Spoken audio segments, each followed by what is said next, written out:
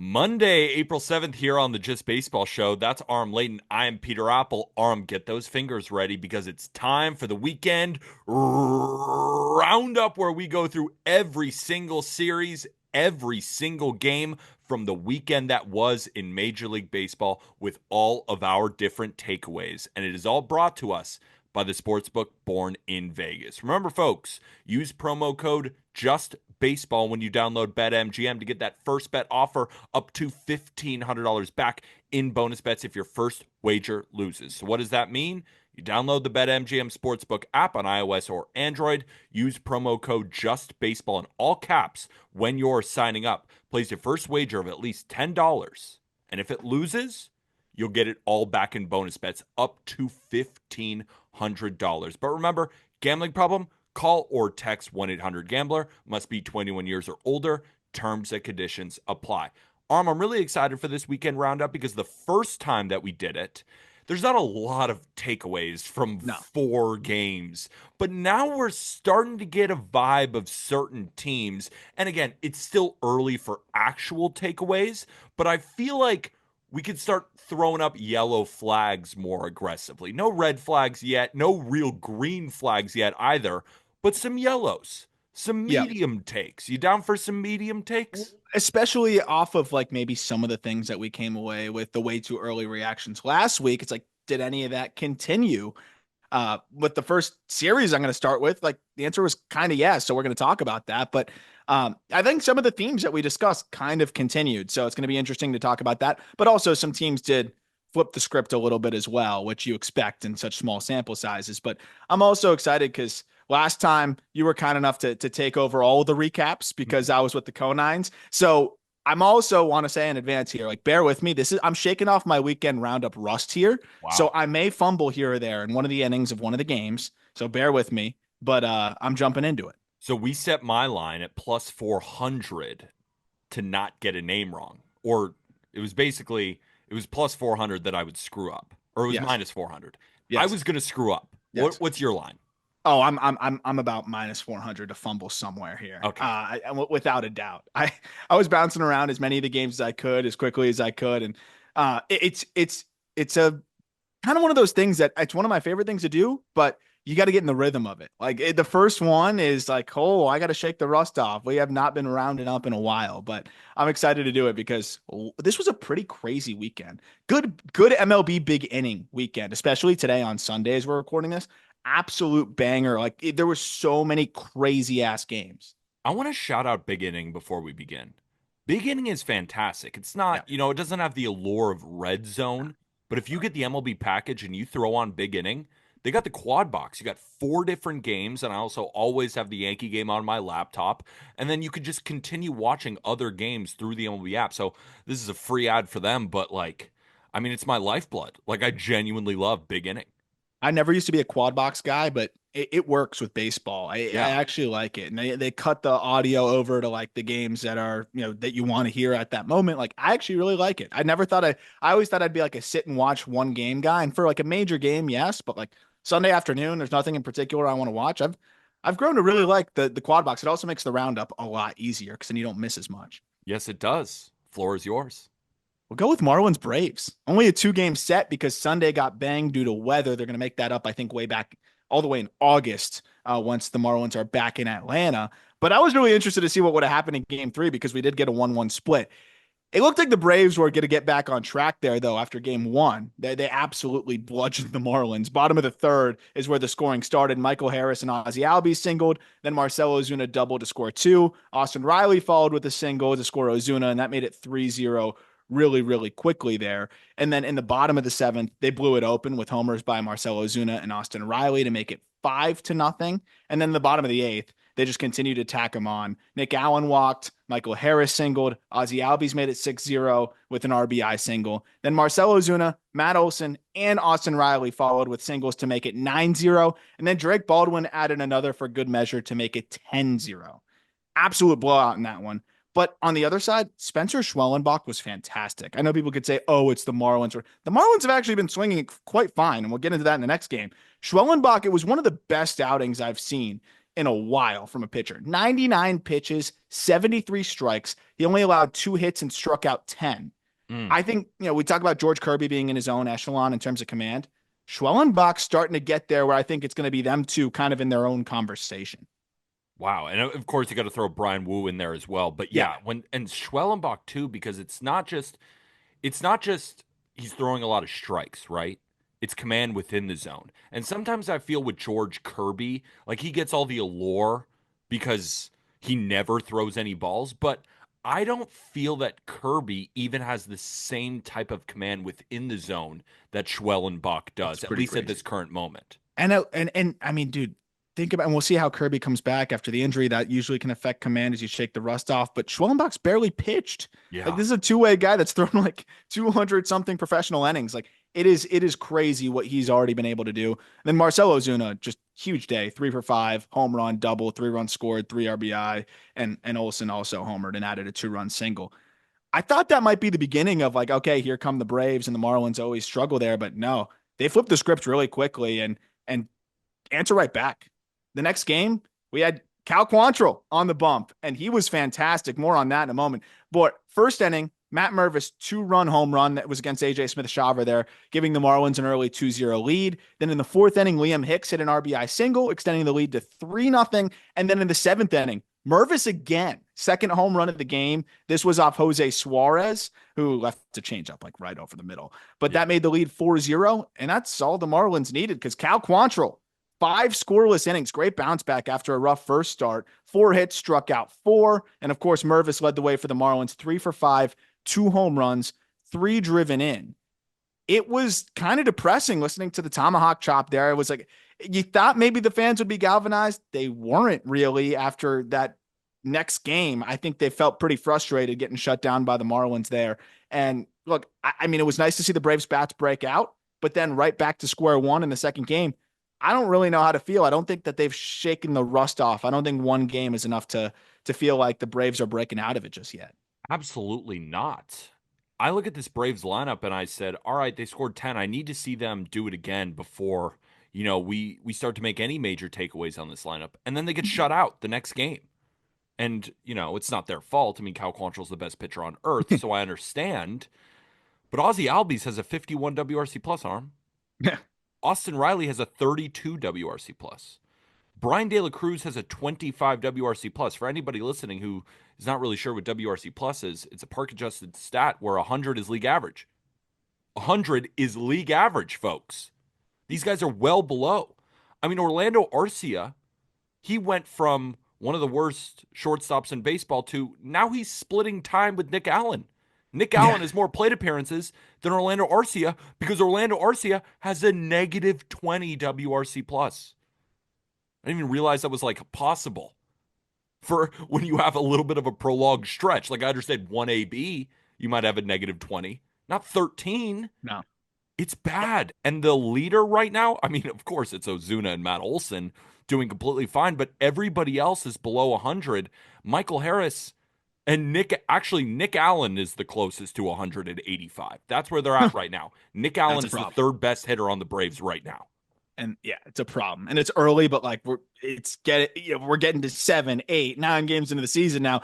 And the other side of it too, yes, it was 10-zip, but Max Meyer was good for the Marlins. Yes. 6 innings. Yes, he gave up 8 hits, 3 earned, but 2 walks, 8 strikeouts as well. Like you're going to win a lot of games where you go 6 innings, a 3-run ball with 8 Ks.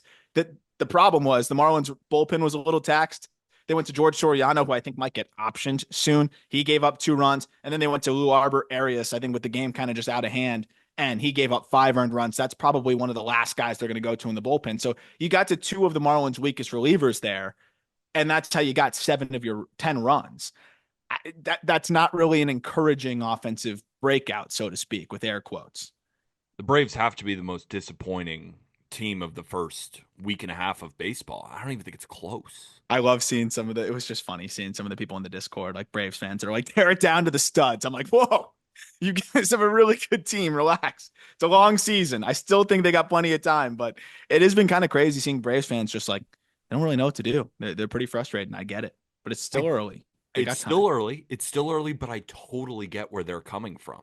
They are projected to be one of the best teams in baseball. And what hurt them last year?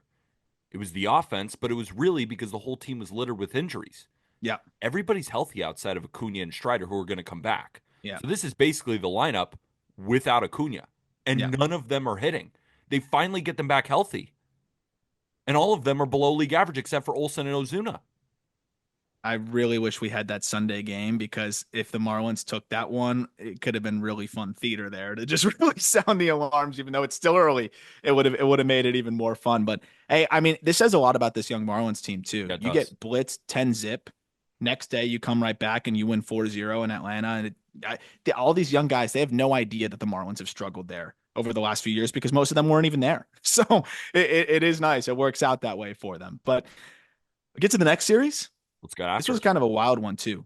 Diamondbacks at Nationals. Game one on Friday. You had Brandon Pfaadt versus Jake Irvin, and a lot of first runs, a lot of first inning runs across a lot of these games here, and that's exactly what you had with this first game here too. Ketel Marte doubled, then Josh Naylor singled to draw first blood in the first. Top of the first, that was 1-0, but then right back in the bottom of the first, C.J. Abrams hit a leadoff home run, and then Nathaniel Lowe singled to set up Luis Garcia, who launched a 2-run shot for his first homer of the year, 3-1 after one inning. You get to the top of the third, Corbin Carroll launches a 111-mile-per-hour homer. And also stay tuned for Corbin Carroll exit velocities this series. That brought the Diamondbacks within 1 run. Then the top of the fifth, guess who struck again? Carroll. He drilled another one, 112 miles per hour this time, a 2-run shot to give the D-backs a 4-3 lead. Bottom of the sixth, Nathaniel Lowe ties things up for the Nationals with a solo shot off of Pfaadt. And then at the top of the seventh, Arizona answers right back with Perdomo and Hampson singles, followed by a Randall Grichuk double that scored both of them to make it 6-4. That's all they needed because they got scoreless innings from Shelby Miller, AJ Puck, and Justin Martinez, who, oh my gosh, does he look gross. Key performance here, Corbin Carroll, 2 for 4, 2 homers, 3 walks, or 3 RBI and a walk, 2 laser beams. It's not even the hardest hit balls of the series. Should we get to game 2? Let's do it. Mitchell Parker versus Eduardo Rodriguez on Saturday. Again, we have runs in the first inning. Ahmed Rosario doubled. Josh Bell walked. Then James Wood laced a 400-foot double to plate 2 runs. Alex Call added another with an RBI single, but he was thrown out trying to extend it to a double. 3-0 Nats through the first inning. Bottom 4, Josh Bell triples.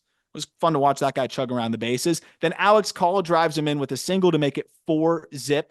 Top of the 6th, the Diamondbacks finally got on the board with walks to Tim Tawa making his big league debut. It was cool to see that. And Corbin Carroll before Randall Grichuk hit an RBI single, but that was the extent of the rally. 4-1 still Nationals. Top of the 7th, Jacob Lopez took over for Mitchell Parker, and the D-backs put more pressure on with Gabriel Moreno singling, then Alec Thomas singled, then a Tim Tawa RBI groundout, first of his career, made it 4-2. And then at the top of the 9th, things got interesting as well. Kyle Finnegan came in to try to shut the door. Eugenio Suarez walked. Then his pinch runner, Garrett Hampson, advanced to second on a wild pitch.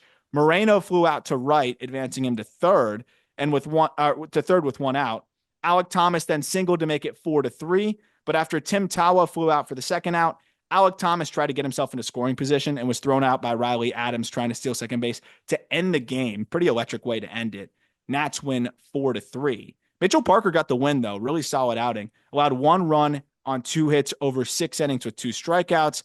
Erod got the loss. 4 runs on 5 hits over 5 innings.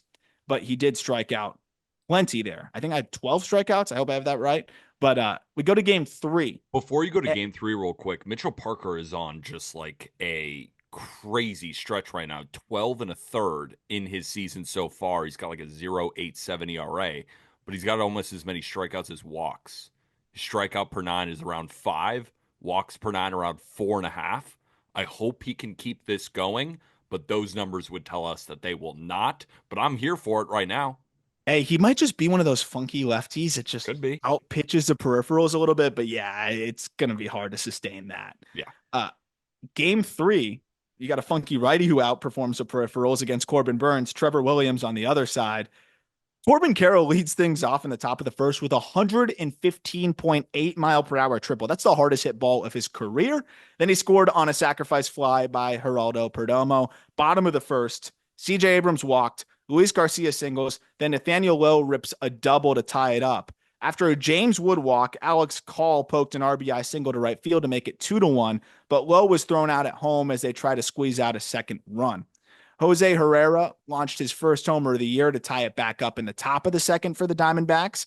And then in the bottom of the second, the Nationals answered right back with a leadoff double by Paul DeJong, a fly ball from Dylan Cruz to move DeJong to third base, then a sacrifice fly from CJ Abrams to bring the Nats back ahead 3-2. Bottom of the third, after Josh Bell was hit by a pitch with 2 outs, Alex Call walked, and then Paul DeJong struck again with another RBI double to make it 4-2, but Alex Call was thrown out at home for the final out of the inning. It seemed like the Nationals were really trying to squeeze out extra runs. Super, super aggressive on the base paths.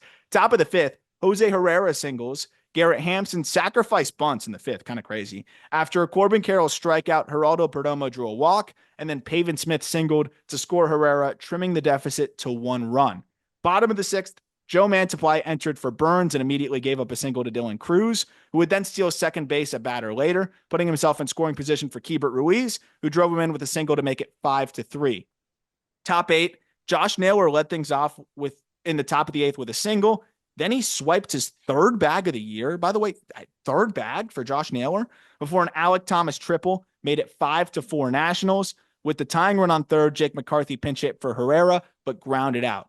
Top of the 9th, Kyle Finnegan in for the save. After striking out Tim Tawa to start the inning, he gave up a double to Carroll. Then he settled down, got Perdomo and Grichuk to ground out to pick up his 3rd save of the year. Rough line for Corbin Burns, who has not been great out of the gate. 5 innings, 7 hits, 4 earned, 4 walks, 3 Ks. Nats take 2 out of 3 from the D-backs. Damn right they did. Couple of takeaways here. Number 1, stinks that Ketel Marte went down with that hamstring injury earlier. The Diamondbacks are surely going to miss his bat. You mentioned the exit velocity. 115.7 miles an hour is the 3rd hardest hit ball of the year, just trailing a Jordan Walker moonshot and a Ryan Mountcastle. He hit 116.7, and 4th on that list is Ketel Marte at 115.5. 5th on that list is James Wood, 115.3. But the player that I want us to look at right now is CJ Abrams, because Abrams is off to a really, really good start, right? He's got a 150 WRC plus. He's got 3 home runs in 8 games, and this isn't updated from today's game, but that's what it was going into the game. But the reason I wanted to talk about CJ Abrams is this guy is barreling the shit out of baseballs to start the year. His average exit velocity is 95.2 miles an hour. Now, I know it's early, but that's in the 92nd percentile. CJ Abrams at 24 years old, it says he's listed at 6 foot 190. There's no way, right? 95 miles an hour average exit velocity. That is 7 miles an hour harder than his average in 2024. Seeing the ball really well, hitting the ball hard. I mean, this is a guy who I, again, have to remind everybody is just 24 years old. And by remind everybody, I have to remind myself. Yeah. Not have too many takeaways on these young guys. Like, this is a guy who can steal 40 bases in baseball. And if he is swinging the bat like this, that's 20 to 25 home runs. If he cleans up the defense, he's one of the best shortstops in baseball. And he can clean up the defense, again, because he's just 24. Yeah, and reminder that the Padres fast-tracked the living crap out of him like AJ Preller does. So, like, there's plenty of development to still be had, at the big league level. And that's just something that I think we can continue to see maturity-wise, too. And he's been streaky, though. So it's just like, can he extrapolate it over a larger part of the season? Because we saw him have a phenomenal first half, really bad second half. Let's see if he can kind of stretch it out. But he's definitely hitting the ball as hard as ever. And there's plenty of room for strength that he has added. Get after the 3rd series. Orioles and Royals at KC. Game 1, Seth Lugo versus Dean Kramer. Bobby Witt singled and Salvador Perez doubled to make it 1-0 right off the bat. Then Ryan O'Hearn started things off for the Orioles in the 3rd with a walk. Tyler O'Neill doubled, and Heston Kjerstad, who had a great series, drove in O'Hearn with a single. O'Neill was thrown out trying to make it 2 runs on the hit. A throwing error by Michael Garcia on a ground ball from Ryan Mountcastle allowed Kjerstad to score, making it 2-1. The Royals answered back off of a defensive miscue as well, with an error by Gunnar Henderson, putting Salvador Perez on first base, and a Kevin Biggio single, making it 1st and 2nd. Maikel Garcia redeemed himself, who, by the way, had an awesome series as well. He might be here. Maikel Garcia might be here. 2 RBI single to put the Royals back up on top 3-2. The score held until the bottom of the eighth when the Royals blew things open with 5 runs. Mark Canha doubled. Maikel Garcia doubled. MJ Melendez was hit by a pitch. Then Kyle Isbell safety squeezed. In 2025, safety squeezed. Then Vinny Pasquantino singled. Final score 8-2. Seth Lugo does it again. 6 innings, 5 hits, 1 run, 1 walk, 2 Ks. I love this guy. You got safety squeezes and you have Seth Lugo with throwback pitching lines. I love Royals baseball, man. Absolutely. You got to love Royals baseball. And Seth Lugo, like every single time he takes the mound, too, you just feel good as a Royals fan. You have a shot. Even his bad starts, like it's like, oh no, 6 innings, 4 runs. That's what I wanted to say. Like he's eating through these games. So even in a bad Seth Lugo start, I mean, of course, a really bad Seth Lugo start, a really bad start for anybody is not good. But most of the time, he's going to keep these Royals in the game, and they have a good enough offense that as long as Seth Lugo is able to keep them in, they're going to win a lot of those. Unfortunately, they ran into the buzzsaw that is Tomoyoki Sugano in Of course, game they did. two. Waka versus Sugano. Orioles drew first blood with 2 runs in the second inning thanks to a Ryan Mountcastle single, Tyler O'Neill walk, and a Gary Sanchez 2 RBI single after both runners advanced on a ground out from Ramon Arias. After 3 straight scoreless frames, the Orioles started to blow things open. Kjerstad and Arias RBI singles made it 4-zip, and then a 2 RBI single with the bases loaded by Jackson Holiday made it 6-0. The Royals got one back with a Bobby Witt Jr. solo shot in the bottom of the sixth, but the Orioles grabbed 2 more with an RBI triple by Tyler O'Neill, who also swung it really well this series. That's where things stayed. Shigano got his first MLB win, 5 1/3, 5 hits, 1 run, 1 walk, 4 Ks. It's probably only because you weren't in the lineup, Peter. I agree. Can we talk about Chris Bubich now? Are we there at Chris Yeah, Bubich, or game three. do I have to hear in the Discord every 5 minutes, Tomoyuki Sagano, you got to give him his flowers. Can we wait a little bit? I'm not in the lineup. If I Yeah, was in the lineup, the results would look a lot different. I agree. But I It's will just give him that the reason why you made that prediction wasn't because Shigano is bad. It's because you no. just know you'd see it well out of his hand. That's I just a just guy know that it's you see it well. I just know it's a good matchup for me. Yeah. Right? It had Yeah. nothing to do with him coming over. I just know that me in the box, it does not end well for Sagano. But for major leaguers, I guess they're having trouble with it. 2.89 ERA. Aram, I might have been so wrong. Oh I no. I Oh didn't think no. this stuff was that good either, dude. I won't lie. Can I we was looking cut at the this? data from. I mean, I was looking at the data from his entire career. They clearly saw something, so it's cool to see that though, because they need him. They need him bad. Uh, you did get Bubic versus Povich, and in the battle of the itches, Yes. Bubic won. Yes, he did.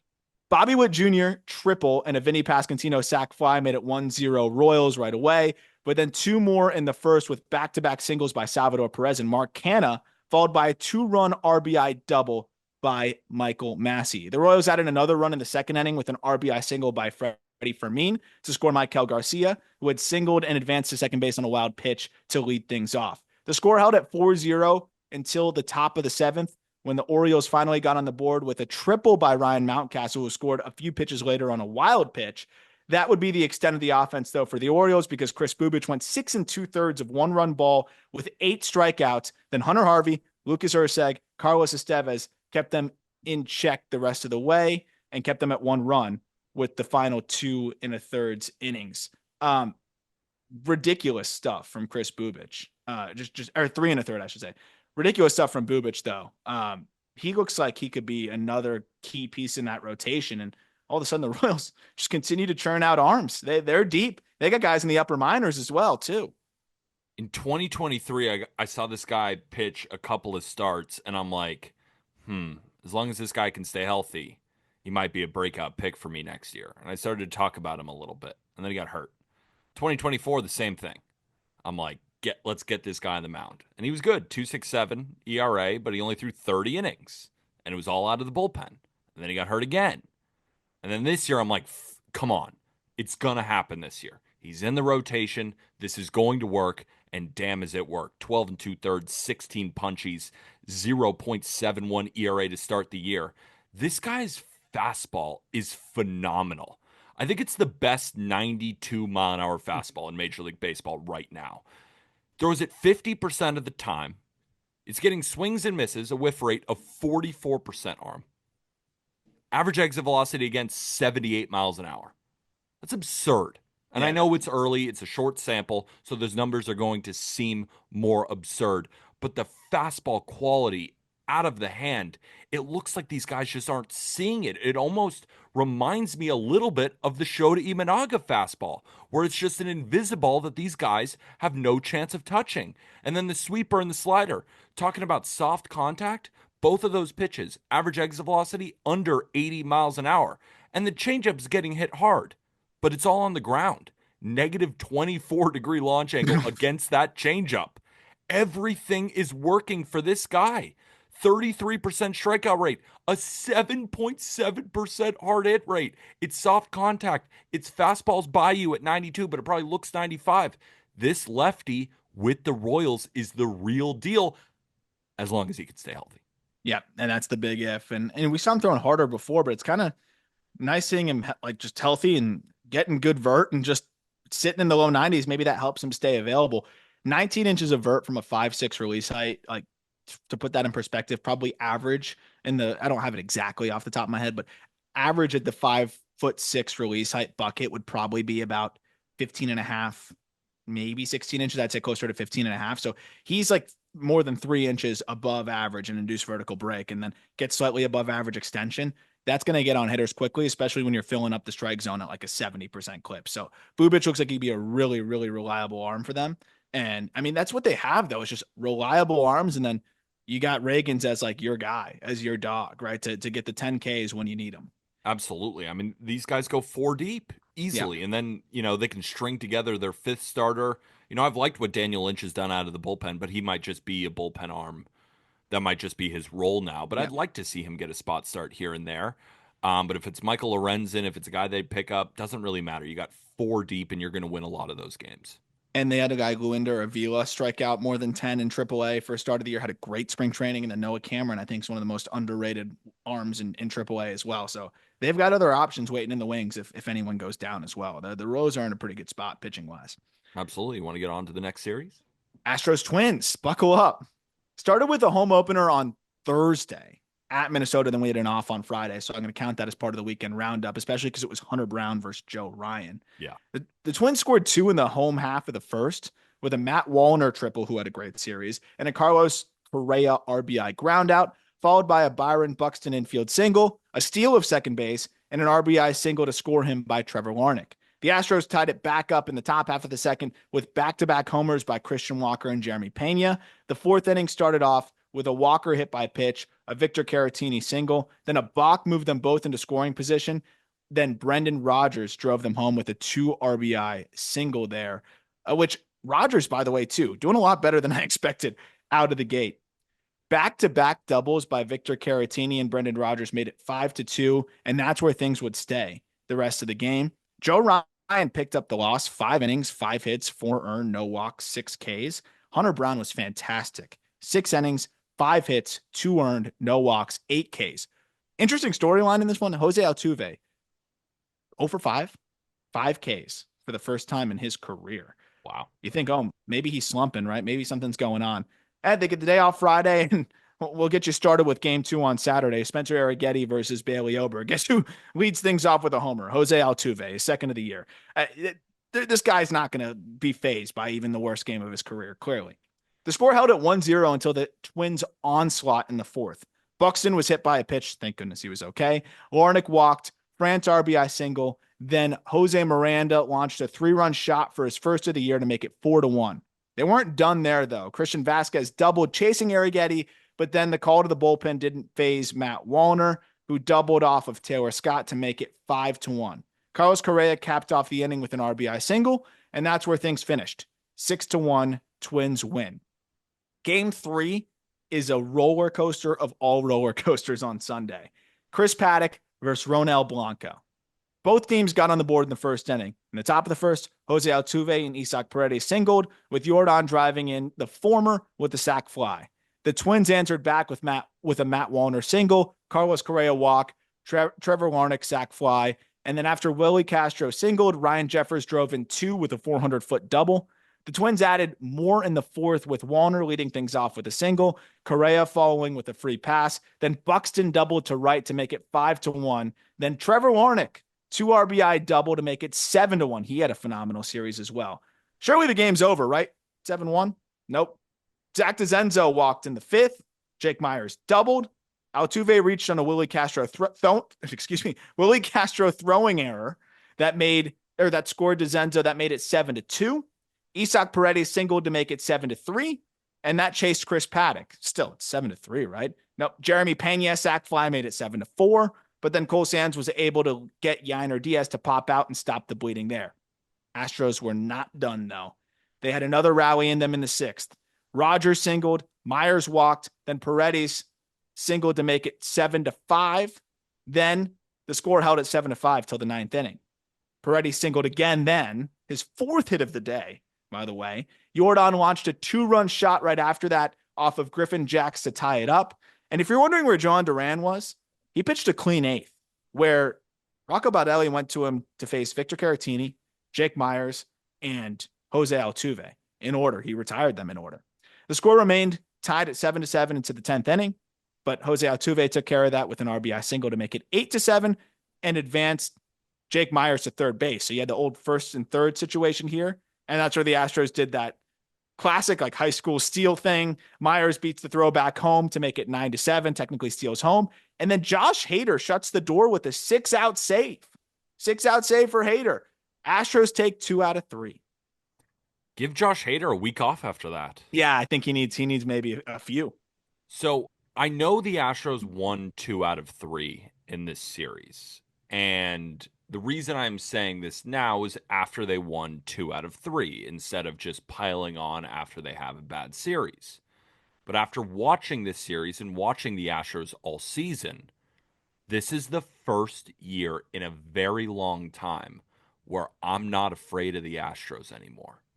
And as a Yankee fan, they have been a straight up nightmare. Remember last year, they started off horribly, and you and Jack were ready to sound the alarms. And I said to myself, no, no, no. We can't count them out. Not with Jordan and Bregman and Tucker and Altuve. Well, Bregman and Tucker are not there anymore. And this lineup, Isaac Paredes is not off to a good start. And genuinely, I know everybody's saying, well, because of the Crawford boxes, he's going to do well. We'll see. He did have 4 knocks in this last game. Yeah, which raises WRC plus to like 80.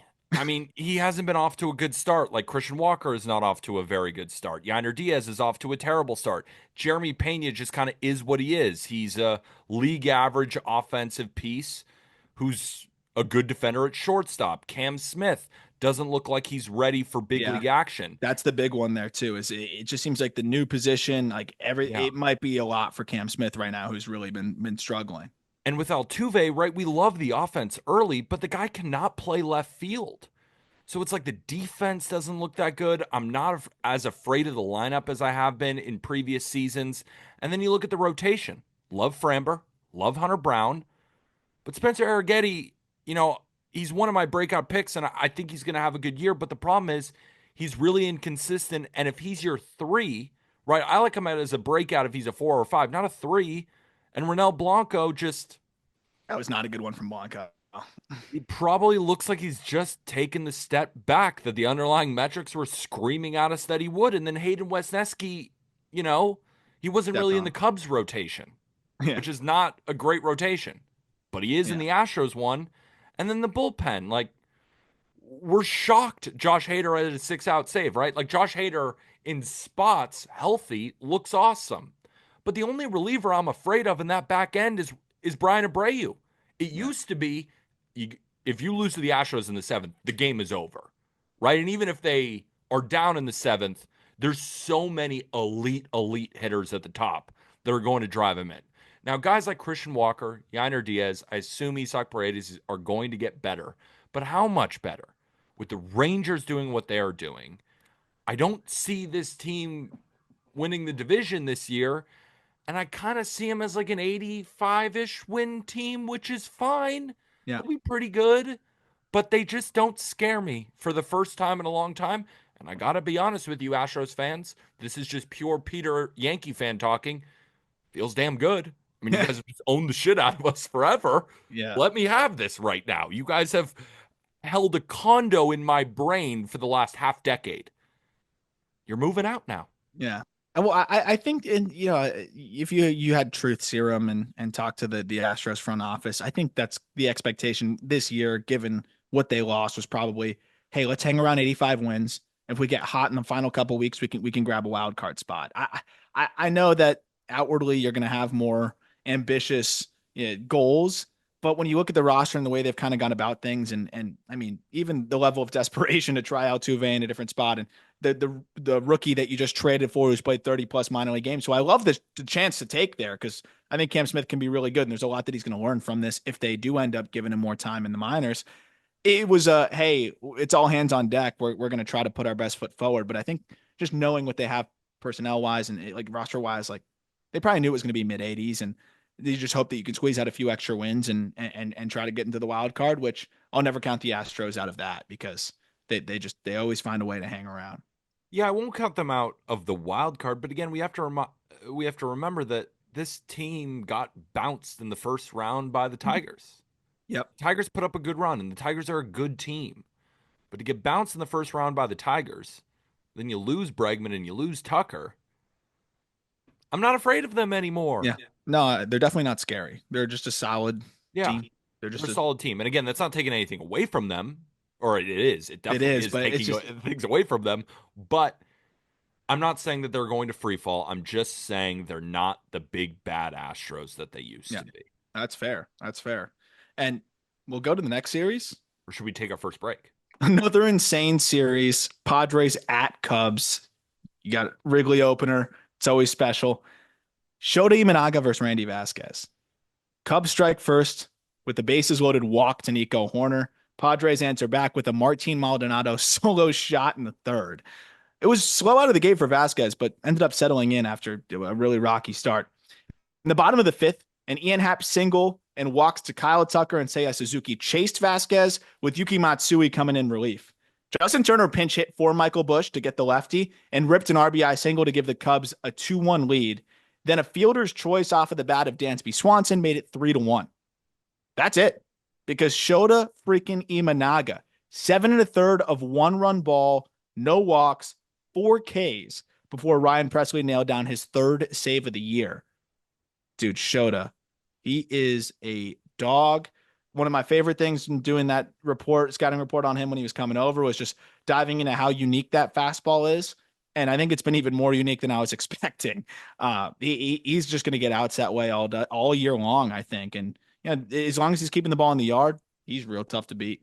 Here's what I'm looking at with Shota, because I 100% agree with you. When that fastball is humming, he is just impossible to hit. Doesn't matter the lineup, doesn't matter if wind's blowing out in Wrigley, doesn't matter if wind's blowing in. I know he's got a home run problem, but when that fastball is going, it almost seems to not matter. My one issue is that Shota did the same thing last year. Yeah. He started off on such a heater. I think he had an ERA around 1 through the first, through March and April, and he's off to the same start again. I don't expect him to maintain an ERA in the zeros, but are we going to start to get to see that fastball not look quite as good and the home run problem continue to hurt him later on in the season like it did last year? Or does the fastball maintain? He's able to keep landing the splitter for strikes and he turns in an ace season because he's got it. He's got it in his bag. Can he maintain over an entire season? I think somewhere in the middle, where you may have those ebbs and flows, but I do think he learned a lot from that stretch at the end of last year, just mixing in a little bit more of the spin here and there just to get hitters off. Because I think he became a little too predictable. Fastball was playing so well that, okay, we're facing Shota Imanaga today. We're foam ball ripping him out of the machine and just vert training. And if he's throwing those 65% of the time, you only need to clip a few to get the win. And that's what was happening a little bit more at the end of the season. So I think just figuring out how to like take guys off of your rhythm and your pattern, I think he can do that. But I do agree, like, just there's going to be days where the fastball is not totally there. And he's going to be a guy that's as dependent on the fastball as just about anybody in Major League Baseball. Yeah. Game 2. Nick Pivetta versus Matt Boyd. Great day for the Peter Boyd agenda. Yes. Cubs struck first in the second inning with an RBI single by Carson Kelly, noted cycler. Then a bases loaded walk to Kyle Tucker made it 2-0. Dansby Swanson extended the lead to 3 with a solo shot in the third, and Nico Horner's RBI single in the fourth made it 4-zip. A 3-run shot by Carson Kelly in the sixth was the dagger for the Padres, making it 6-0 in the sixth, and the game would end 7-1 with the Padres' lone run coming on a Tatis single. Matthew Boyd, 6 innings, 5 hits, no runs, 1 walk, 5 Ks, first win as a Cub, and you could tell how much it meant to him. Damn right. Matthew Yeah. Boyd, he's got it. He's got it. He's got good stuff. It's just, please stay healthy, Yep. maintain it, but you see it, Cubs fans. He's got it. This was a good signing as long as he can stay healthy. Yeah. Yeah. 100%. And they need him. Yes, They they do. absolutely need him because Ben Brown, not as sharp in game Mm, 3, but fortunately for the Cubs, for most of the game, Kyle Hart was significantly worse. But yes. this was a crazy one. 8 runs total scored in the first inning here between the two teams. Padres scored 3 in the top of the first off a Tatis walk, Arias single, Machado walk to load the bases. Then Cronenworth was hit by a pitch to bring a run in, 1-0 Padres. Bogart had a little cue shot to the pitcher for a single that played at the second run, and then a walk to Jason Hayward forced in the third run. The Cubs answered with some of their own in the bottom half of the first inning. Happ and Taya Suzuki led things off with walks. Then Kyle Tucker drove in a run with a single. A Turner sac fly brought it to 3-2. Then Swanson walked and Horner doubled to tie it up at 3. Matt Shaw walked to load the bases, ending Hart's day before he could even get out of the first inning. Then Logan Gillespie comes in and immediately balks. We have like an ump meeting about the balk because it's like a unique delivery that he has and windup. And then after giving the Padres their 4th run of the inning on that balk, and after that ump meeting, he balked again. And that pushed across a 5th run of the inning. So 5-3 after 1. Kyle Tucker's first home run at Wrigley Field later made it 7-3 in the second inning, and then the Padres started to chip away. Jackson Merrill hit a 2-run shot of his own, made it 7-5. Then a Luis Arias RBI single in the 5th brought the Padres within 1. After 2 scoreless frames, Gavin Sheets tied it up at 7 with an RBI single, and Ryan Presley entered in the top of the 9th to try to send the game into extras. He walked Elias Diaz, got Tatis to ground into a fielder's choice, but then Arias singled to continue his red hot day with his 4th hit. It went the other way, and then Presley thought he got out of it right after that with a ground ball that should have been a double play to the shortstop off the bat of Machado, but the turn goes through, the throw goes over to first, and Justin Turner couldn't hold on to it. It skips away, and Tatis burns around third and scores to have their first lead, the Padres' first lead since the first inning. Then we talk about bullpens. Robert Suarez comes in. My heartbeat is low. Suarez nailed down his 4th save of the season with a scoreless 9th and what was a tough loss for the Cubs, but they still take 2 out of 3 from what was baseball's hottest team going into it. The Padres are fantastic, and we talked about them a ton on last week's weekend roundup. So I wanted my takeaway to be about the Cubs. And my takeaway on the Cubs is this lineup is one of the most fun to watch in Major League Baseball. It is so deep. These are the lineups that I gravitate towards, where no matter where you are in the lineup, someone can make a difference. Highlighted by Carson Kelly, who's got a 322 WRC plus, 222 Best hitter on the planet. Yeah, literally best hitter on the planet. The cycle guy, Carson Kelly.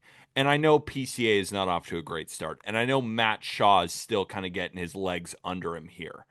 But Ian Happ, Kyle Tucker is arguably the best player on the planet right now. Seiya Suzuki still rakes. Michael Busch is above average. Dansby Swanson is off to a good start. Nico Horner is doing his classic above average hitting. But then even in the bench, Justin Turner, John Birdie, they're deep. Miguel Amaya, their backup or starting catcher, it's kind of a two-way thing right now with Carson Kelly, can also hit a little bit, but can play defense. That's why I like the Cubs so much this year. We talk about the rotation. We talk about Shoto. We talk about Steele. Matthew Boyd is decent.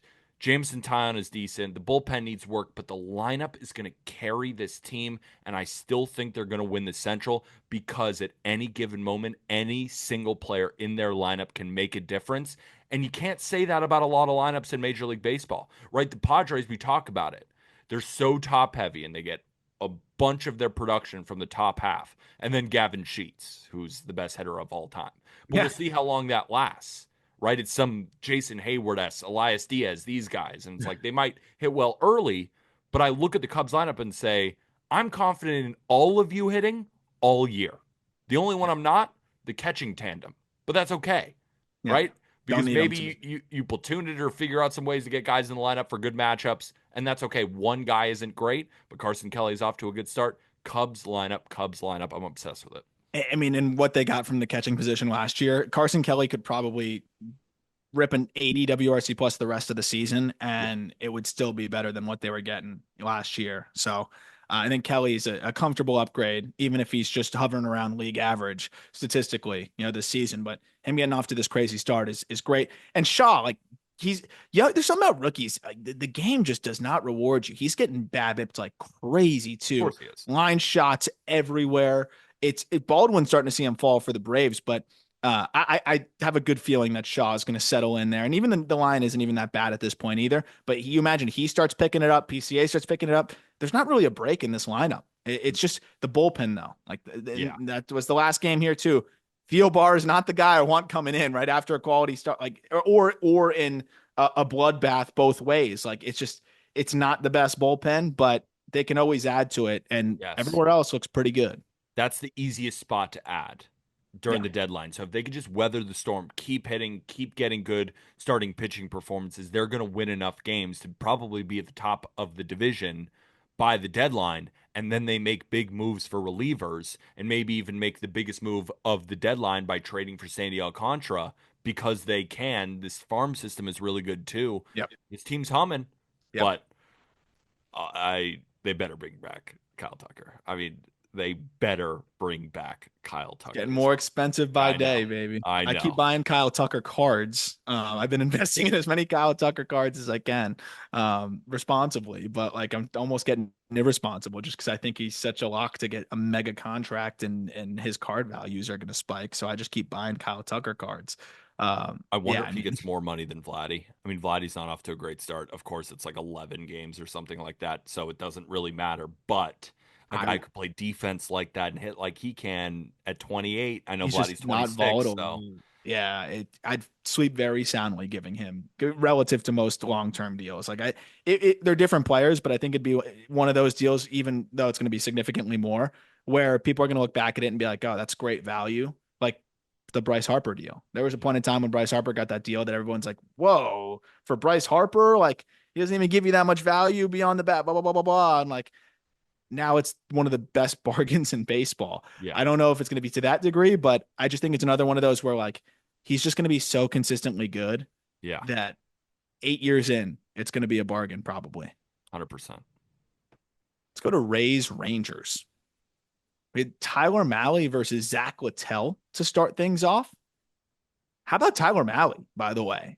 Really impressive start for him. Both guys were great out of the gate. They went 3 scoreless. They're matching each other. Excuse me, 2 scoreless. Top of the third was scoreless as well for Mahle. But then in the bottom of the third, the Rangers got to Littell. Josh Smith singled. Kyle Higashioka doubled, scoring Smith from actually not from first because he advanced a second on a pickoff error by Littell, but that scored him. Then Leody Taveras singled to center, scoring Higashioka. Then Taveras stole second. Taveras stole third. And then Marcus Semien singled to center, scoring him to make it 3-zip.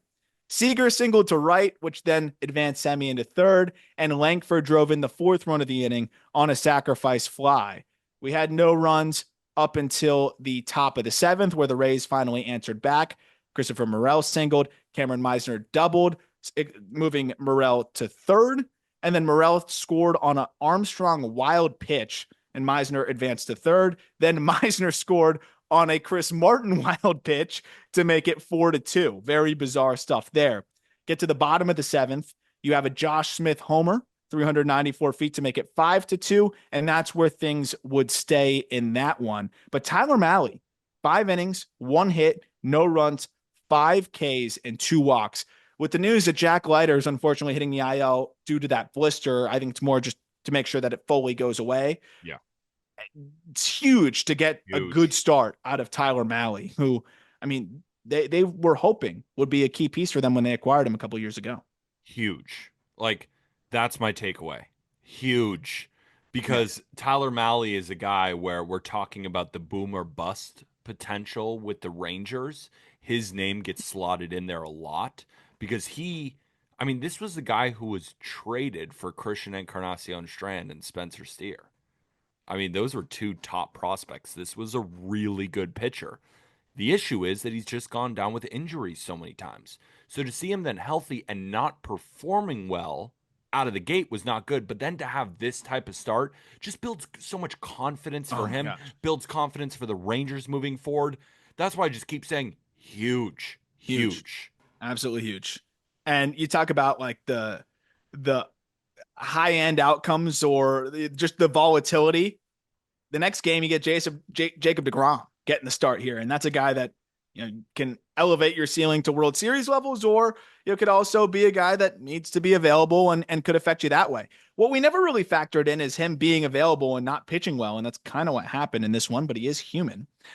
Wait, before you begin, it's so funny because that point is so good because all of us it was all about health.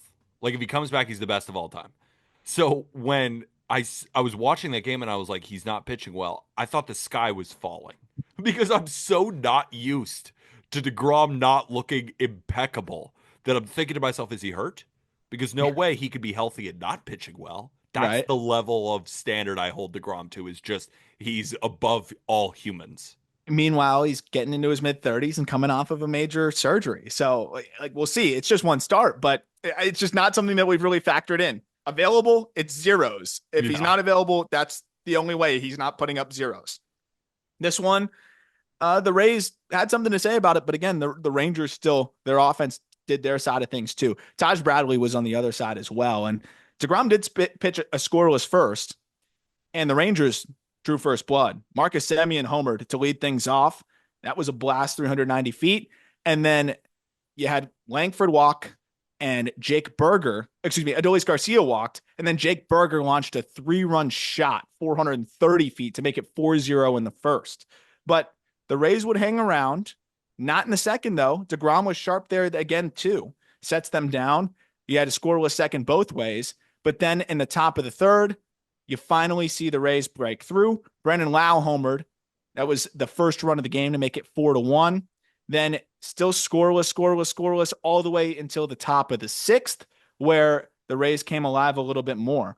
Johnny DeLuca singled, and then Jonathan Aranda homered to right.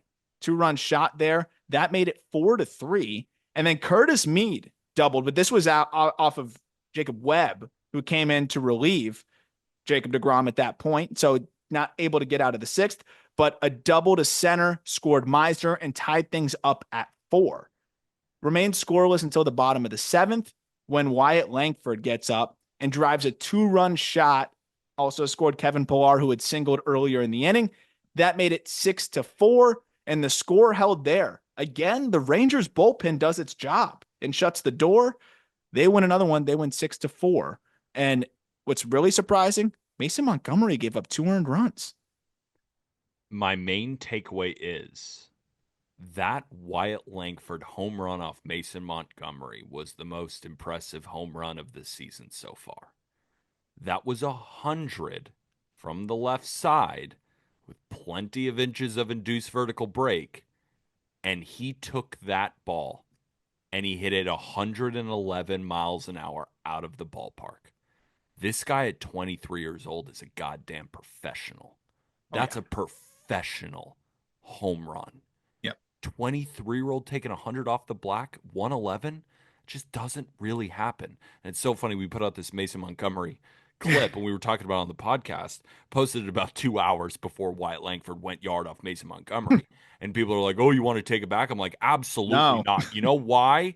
Because you tip your cap if you're Mason Montgomery. He made his pitch, and Wyatt Langford was just a little bit better. This guy's a freak show. Freak show We know about the defense. We know about the speed. We know about the power.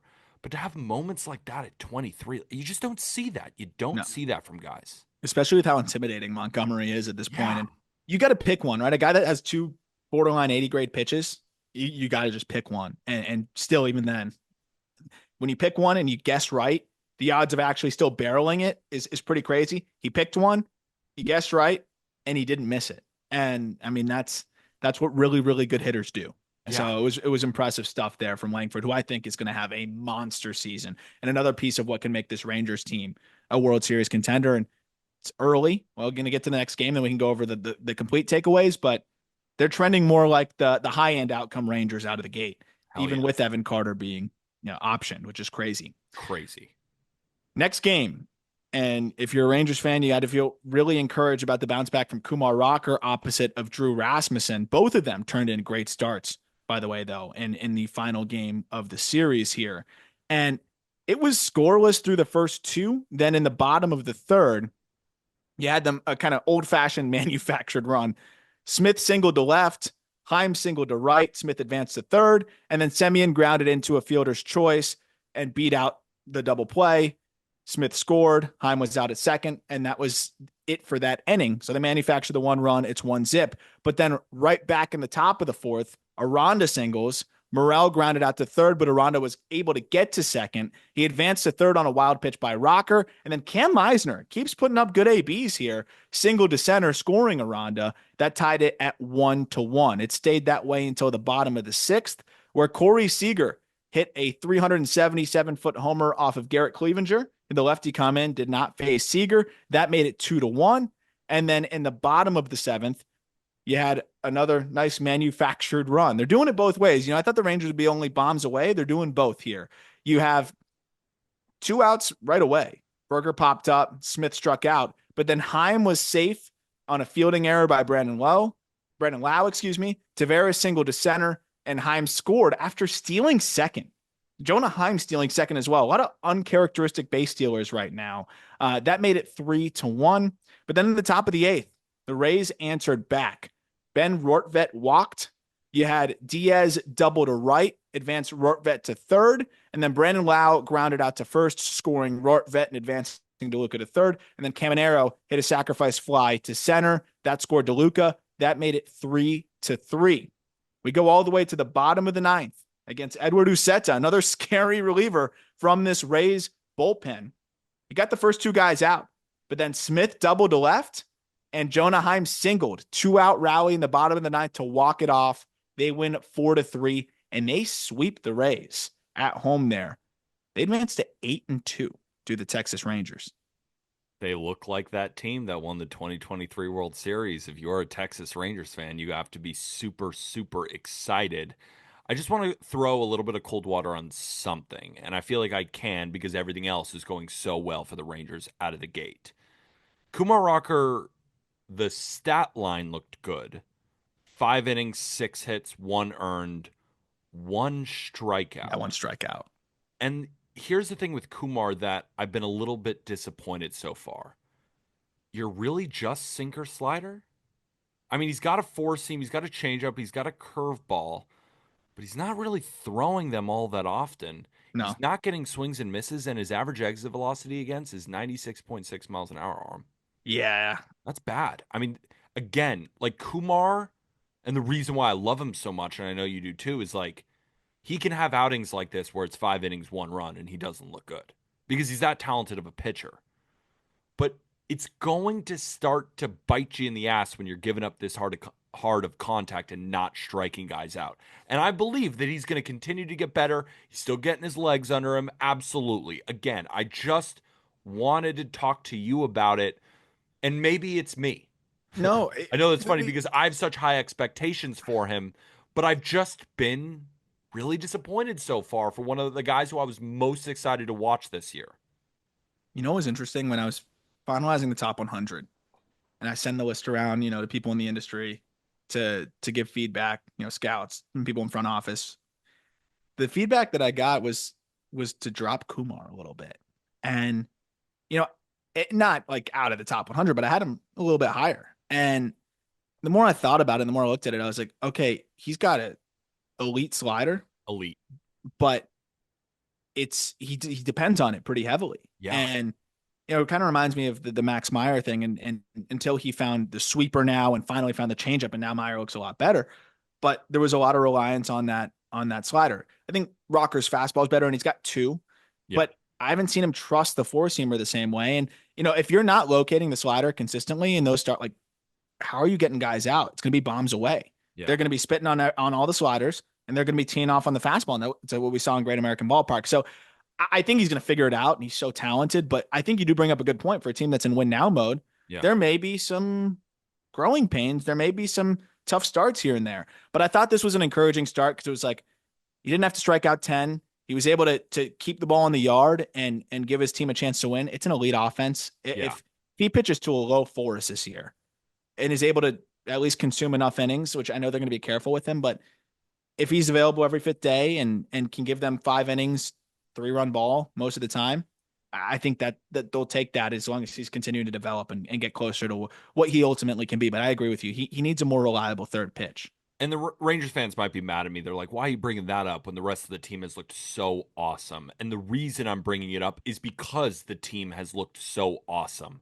But what Kumar can do is be one of your boomer bust candidates where he elevates this team to really being one of the best teams in Major League Baseball. And if he flounders, really doesn't have that good of the year, the Rangers are still going to be fine. But again, this is a guy who, when he is on, can be pitching like a legitimate ace. And the Rangers, like, they still do need arms in their rotation, but Leiter has taken that next step. I just want the same for Kumar because he's got it in him. I was thinking about that. Now you just like got my mind going. Like they could use a little bit more of a reliable arm. Imagine packaging like an Evan Carter and prospects for Sandy, or just like a top flight arm could make this team really scary. I just No, wonder if they, the Marlins are going to get a better offer than that. yeah. Hey, let's say if Sebastian Walcott's available, Yeah, then we're talking. But I don't know if he might be available in maybe that instance, and that's it. But it'll be interesting. I'm just curious because you have what the Seager, Rangers you have will Seager, do. you have Seager and Josh Young on the left side or infield for presumably a long time. So where does Sebastian Walcott end up Yeah. I factoring? mean, he's darn near untouchable, I think, to them because of what he could be. But Yeah, if you want to win another World Series, could be interesting. Last but not least is Guardians Angels. I want to make a joke about it, but it was kind of a fun series. it was a fun. Um, and the Angels, like they're playing decent ball. They're They playing some are. pretty good ball, and they were impressive this series. We'll go game one though, and this was the one that was not as impressive for them, but it was still a fun battle back and forth. Where I mean, Jose Soriano's story, by the way, is so cool, and Yeah, more on that another time. Was not the best start from him, opposite of Gavin Williams, which it was not the best start from him either. So it really turned into kind of an offensive onslaught. And J Ram started things off right away. Homered in the top of the first.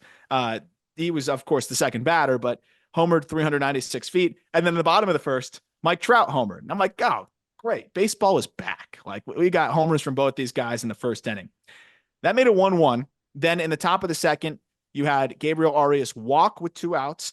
And then Brian Rocchio doubled to center. That scored Arias, and that made it 2-1. Then you get to the bottom of the third. Trout walked.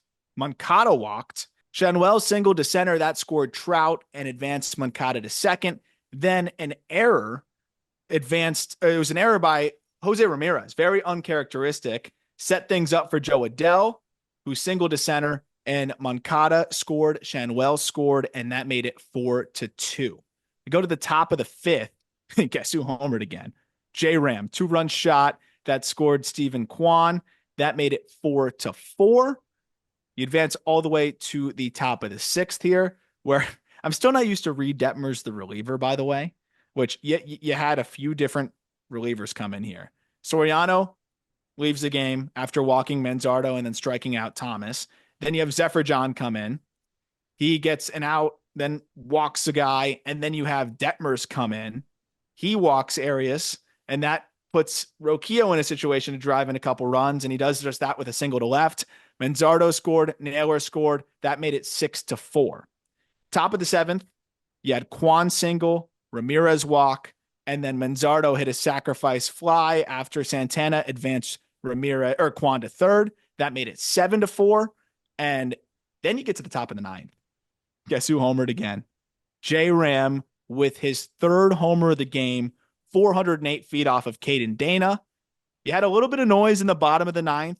Logan O'Hoppe homered, and then you had an RBI double from Joe Adell to make it 8-6. But the Guardians were able to hold on, and they win game one. J Ram homers 3 times, Mike Trout homers. That's a fun game, no matter how you slice it. 100%. I got nothing more to add on that. We got Jose Ramirez and Mike Trout trading homers. What a good sentence for baseball. Then next game, I thought this would be a little bit more of a pitcher's duel, Tanner Bibee versus Jack Johanowitz, and it was more offense, and especially on the Angels side, which we're always rooting for Bibee, just not his best in this one. Yeah. First inning, Carlos Santana though, he hits a solo shot, 415 feet, 1-zip to start it off. Then in the bottom of the first, Rengifo homered, Mike Trout walked, and Jorge Soler homered to score Trout. That made it 3-1. You get to the top of the third, Josh Naylor homered to trim the lead 3-2 on that solo shot. And then an RBI ground out from Carlos Santana tied things up at 3-3. Fast forward to the bottom of the fifth. Mike Trout, baby, 430-foot 2-run shot gives them the lead at 5-3. And then Logan O'Hoppe hits a 2-run shot of his own after Jorge Soler was hit by a pitch. That makes it 7-3. Another guy I'm not used to seeing out of the bullpen, Tristan McKenzie, comes in, and he ends up getting the first 2 guys out, or excuse me, getting the first guy out in Kyron Paris, but then Adell walked, Shanwell advanced to second, and Tim Anderson doubled to left. That scored Adell and Shanwell, made it 9-3. Then Taylor Ward singled to left, scoring Tim Anderson. That made it 10-3. Score pretty much held there aside from an RBI ground out from Nolan Jones in the 8th. Final score 10-4. Angels grabbed their 5th win at the time there. Just an offensive onslaught, and surprising against Bibee, who of course is a great and consistent arm. These Angels bats have been all right. Angels bats have been all right. And what if I like Jack Johanowicz? Who's going to stop me? I don't blame you. I actually think he's a really solid back end arm. I just wish he got more extension from that 6'7" frame. Like if he could get down the mound a little bit farther, that sinker would just play up. But it's still 97. It was so funny. I was watching that game because we had the Guardians team total under 4.5, and luckily it stayed under, but barely. I'm listening to the Guardians booth call this game, and they're like, "Oh, who is this guy?" Like they didn't really know much about Jack Johanowicz, and it makes sense, right? He's 24, plays with the Angels, not in the division. They don't see him much, and they had just finished watching Jose Soriano the game before. So like, oh, I didn't know Johanowicz throws that hard. Ooh, I like that pitch. Like you could tell that they were finding a new arm, and this is a pretty good arm. I mean, he's not gonna, be an ace of a team. He's not gonna be a number 2. He might be a number 3, but this is a good back end arm. He's got good stuff. And he doesn't need to strike guys out to give you quality starts. He'll give you like the 6 innings, 1K line. Yeah. That works though with the way that he pitches because he gets a lot of weak contact. He's a solid arm for them, especially with how quickly they kind of jolted him up there, and he's just gotten better and better. Final game of the series. You have what I thought was going to be, honestly, like on the surface, I'm like, this might be advantage Guardians finally, like again, and maybe they'll take advantage of it. Not really on the starting pitching side again. And I guess you got to give credit to the Angels bats, but it was the Guardians who drew first blood.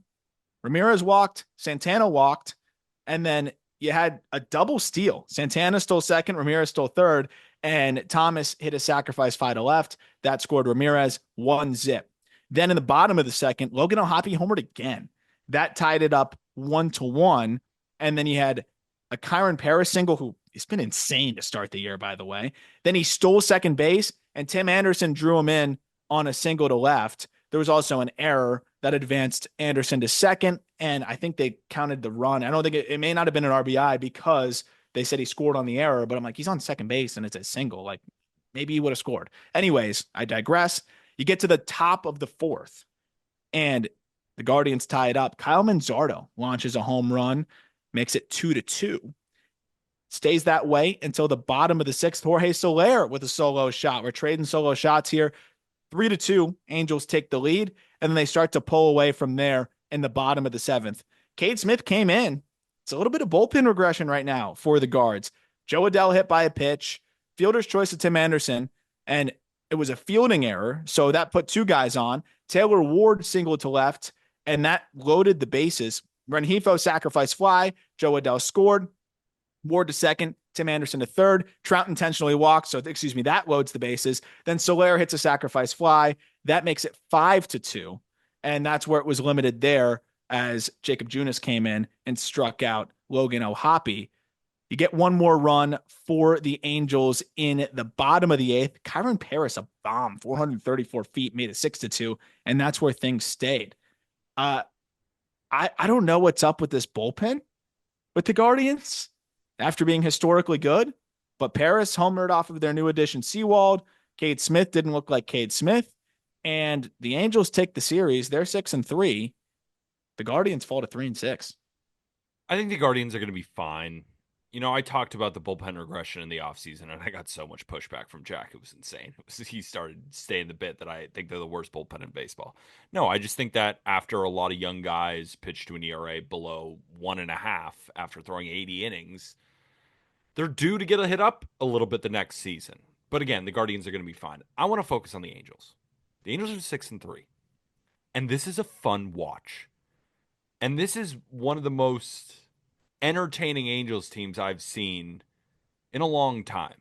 And you could say, well, what about when they had Shohei Ohtani and Mike Trout? Those games were almost sad. Yeah. And I know that hurts if you're an Angels fan, but how do you not get to the playoffs? How are you not better? And then when you see Ohtani and Trout in the same lineup, and it would happen, for a month, and then one of them would get hurt, or it was mostly Trout, but it felt disappointing watching those games. But without any expectations here, the Angels, their lineup, and they're doing all this without Zach Neto. I mean, Logan Yeah, O'Hoppe is one that's of a the great better point. catchers in baseball right now. Taylor Ward is just damn solid. I know he's not off to a good start, but he is a good player.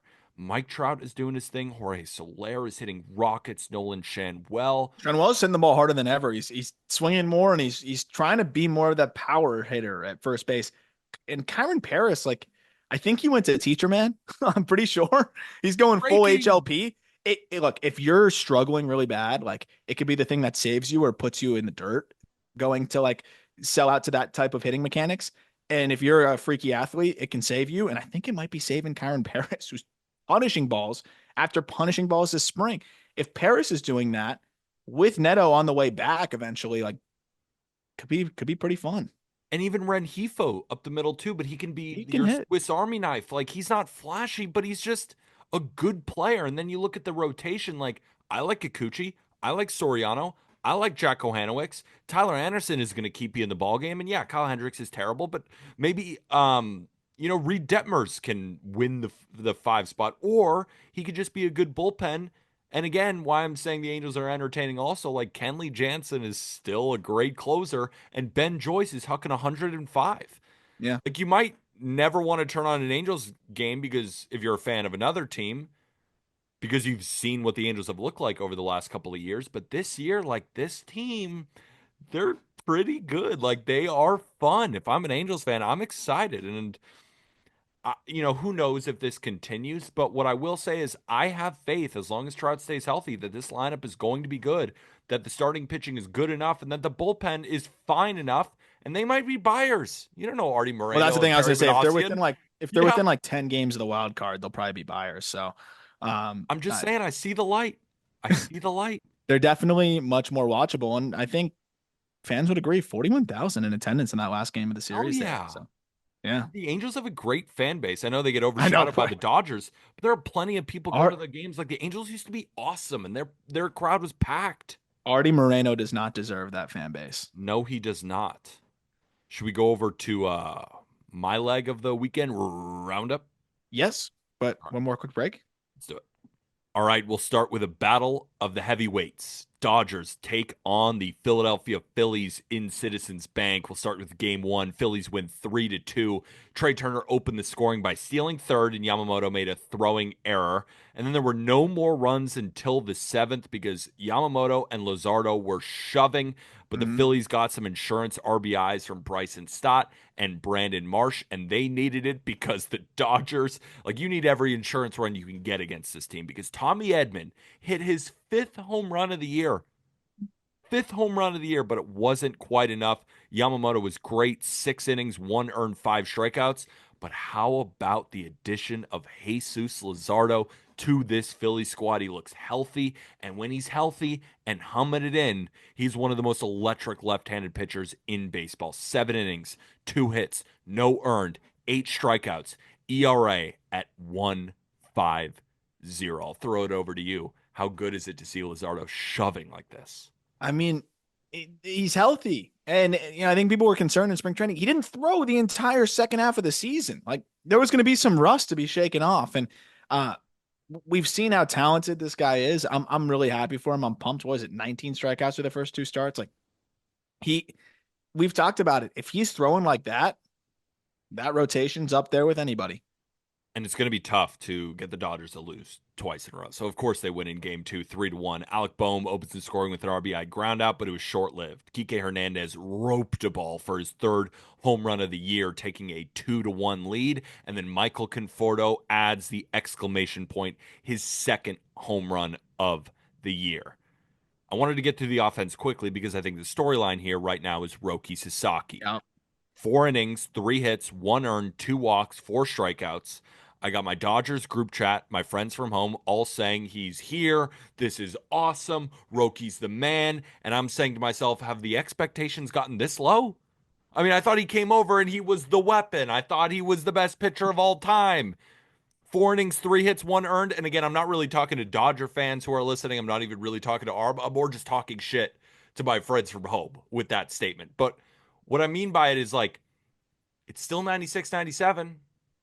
Like, he threw a splitter to Bryce Harper that made me jump off the couch because it was Yeah, he threw some massive ones. unbelievable. And he can do that, but it's still not all the way there yet. And again, we got to give him some time. He's only 23 years old, but still doesn't look great yet.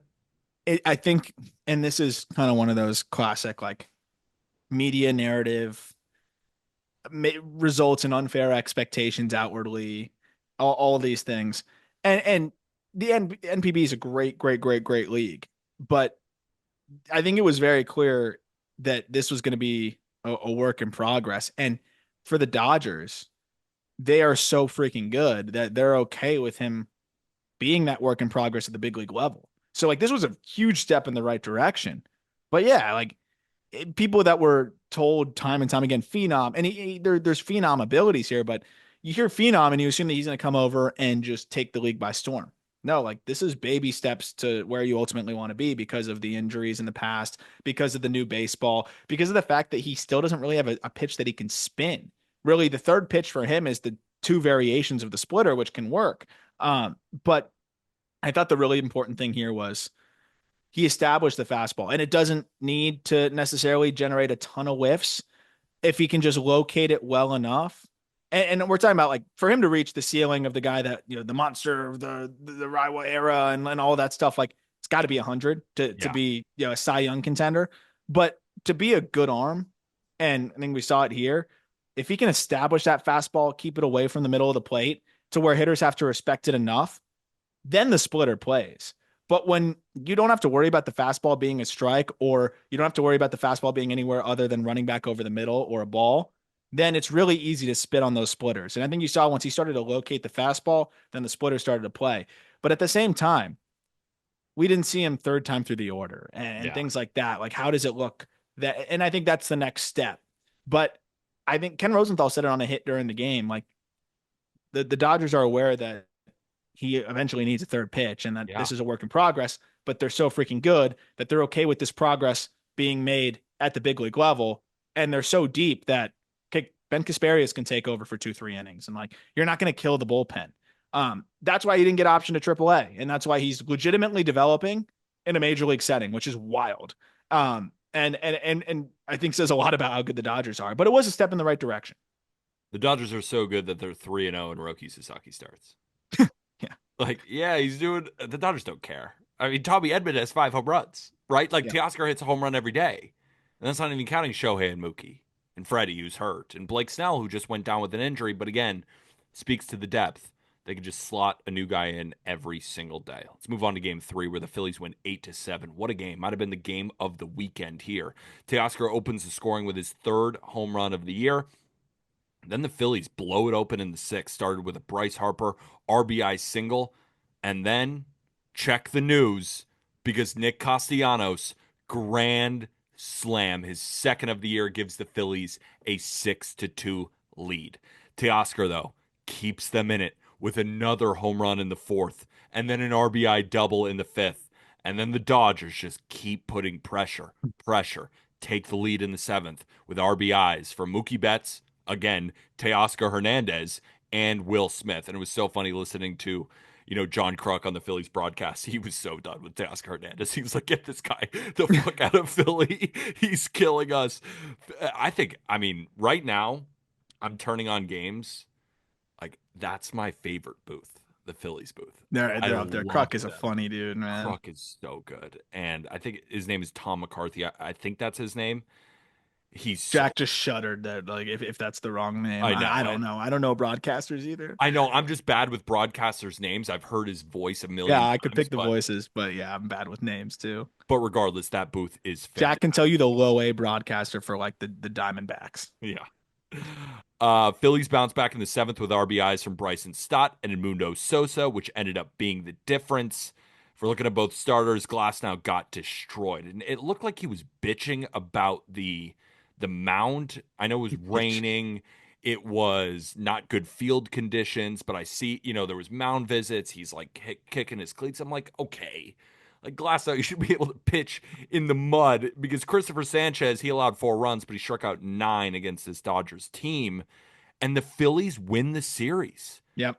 Did you know this was the 4th consecutive series win against the Dodgers and the 3rd straight series to win to begin the season?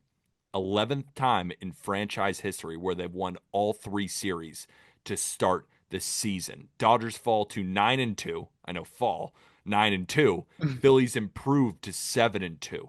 I think this was really big for the Phillies' confidence this season because they have plenty of confidence, right? Ask a Phillies fan if they have confidence. Yeah. But still, like that the Dodgers are the top of the top.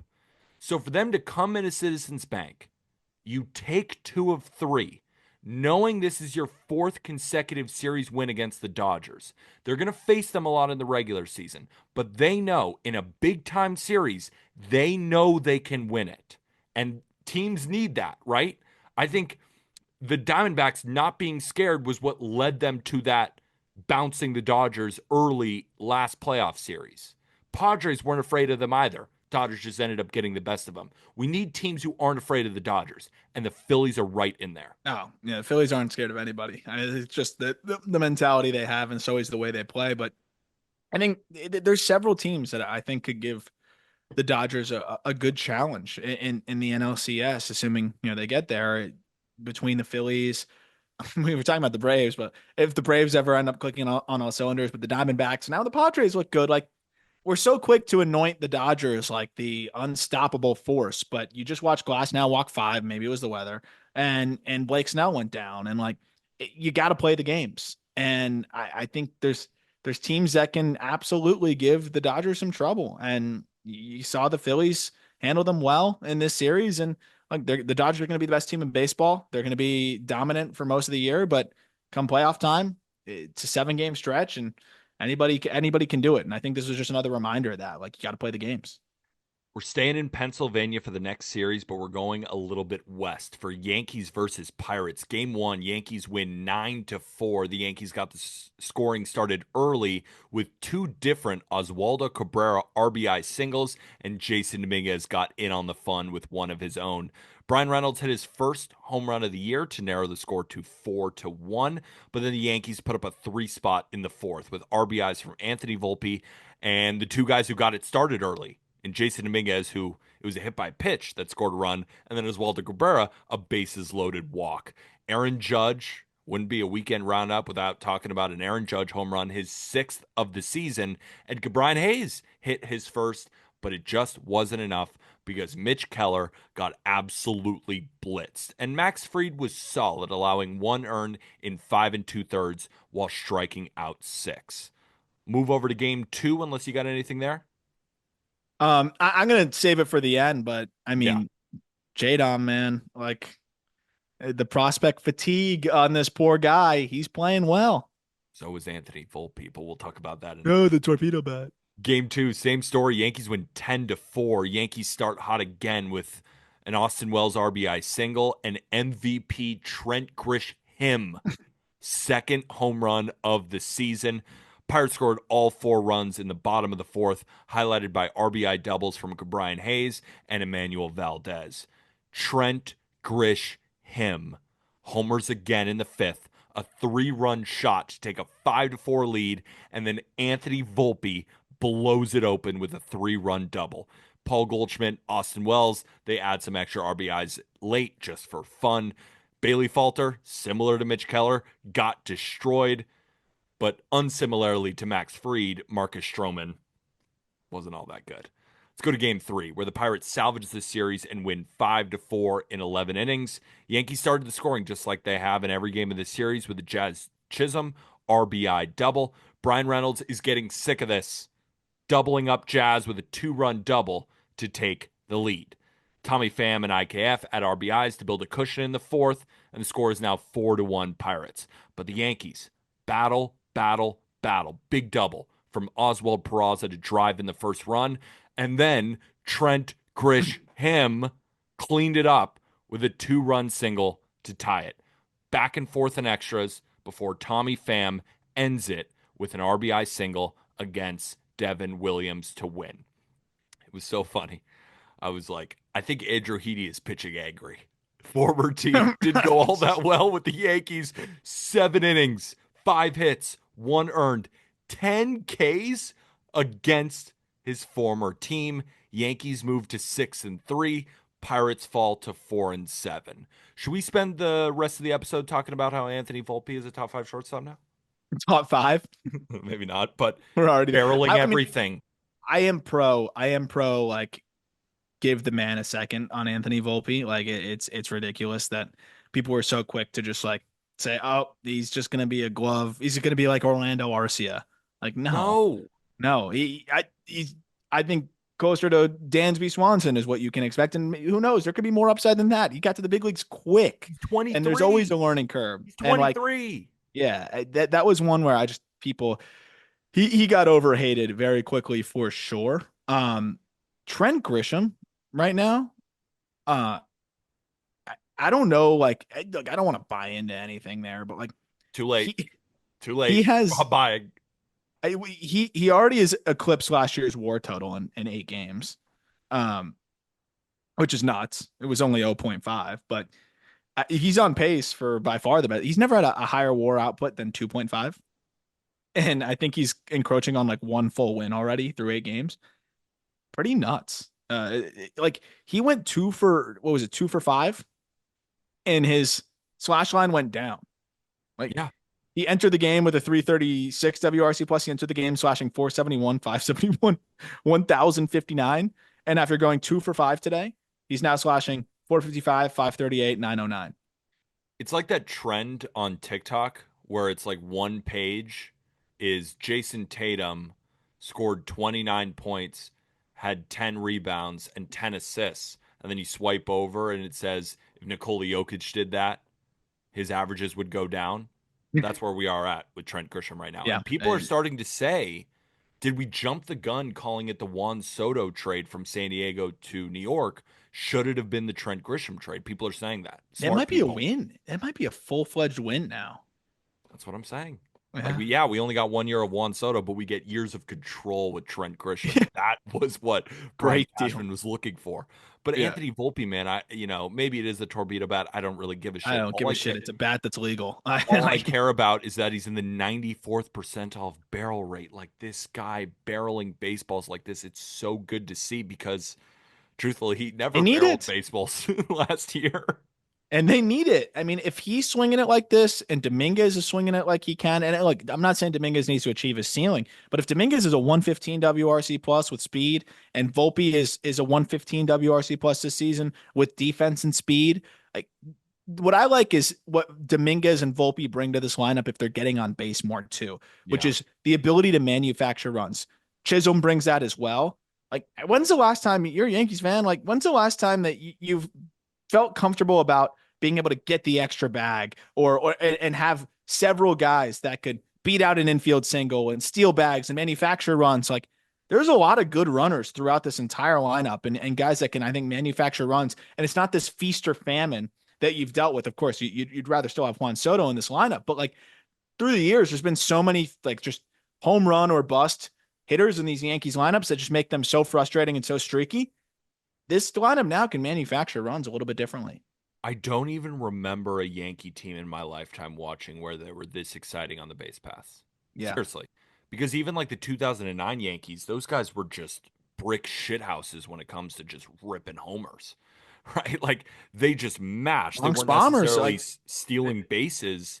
And then over the years, right, the Yankees went through some relative tough times for their standards, like in the, mid 2010s. And then you start getting into like the Judge era, and it's still a lot of three true outcomes kind of guys, with the Joey Gallos of the world. And like Stanton. you sign, Aaron Hicks and you expect him to maybe add some on the base pass. Not really. Like Brett Gardner is really the only like fast guy that was consistent on the Yankees for a long time. But now this new team, they're dynamic, they're fun. I'm having a good time watching Yankees baseball right now. I'm still a little bit worried about the pitching, Yeah. but that's for another time. Let's move on to the White Sox versus the Tigers. Game one. Tigers win 7-4. Shout out Kerry Carpenter. Hits his first home run of the year to start the scoring. But then Brooks Baldwin of the White Sox ties it up with an RBI double past Kerry Carpenter in left field. Tigers pile on, highlighted by Kerry Carpenter's second home run of the game. Aram, who'd he hit it off of? A lefty. A lefty. He Can you can believe do it. that? Can you believe that he can actually hit a lefty? I What a thought it was shocker. against Michigan state law for him to hit a home run left on left, and I'm shocked that they did not pull him from the game immediately. Tigers lead 5-1 after Kerry Carpenter's second home run of the game off a lefty, but they're not done yet. Trey Sweeney's RBI triple in the fifth, and Riley Green's third home run of the year in the sixth makes it 7-1. Now, the White Sox fought back a little bit in the ninth, highlighted by a Corey Lee RBI double, but it just quite wasn't enough. Jonathan Cannon, right? I talked about him in the last weekend roundup. I was like, he had good results, didn't look good, and actually got kind of some White Sox fans were talking shit to me. It's like, oh, you didn't watch the game. You don't know. And I was like, I'm telling you, I hope it lasts. It didn't last in this one. Flaherty he was good.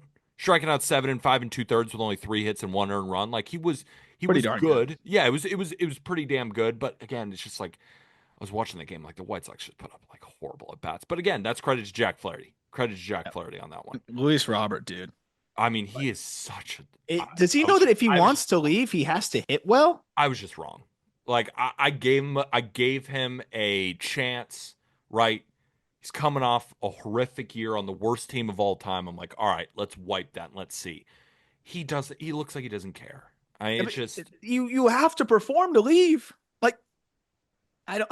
and again, I'm It, sure he cares. Like saying he looks like he doesn't care is probably very disrespectful. Of course he does, but it's just his approach. It's like, why are you swinging at bullshit? You look like Javier Baez. yeah, so No, it's like the bias thing. Javier Baez has kind of been okay for the Tigers so far. Yeah, I know, it's just kind of crazy. I, I like it's at the point now where it's like this deal that we once were like, oh my gosh, what a heist! Like, if Robert doesn't turn things around and also stay healthy, like those club options for what, like 15, 20 million, those just might be a decline, which is crazy. Crazy.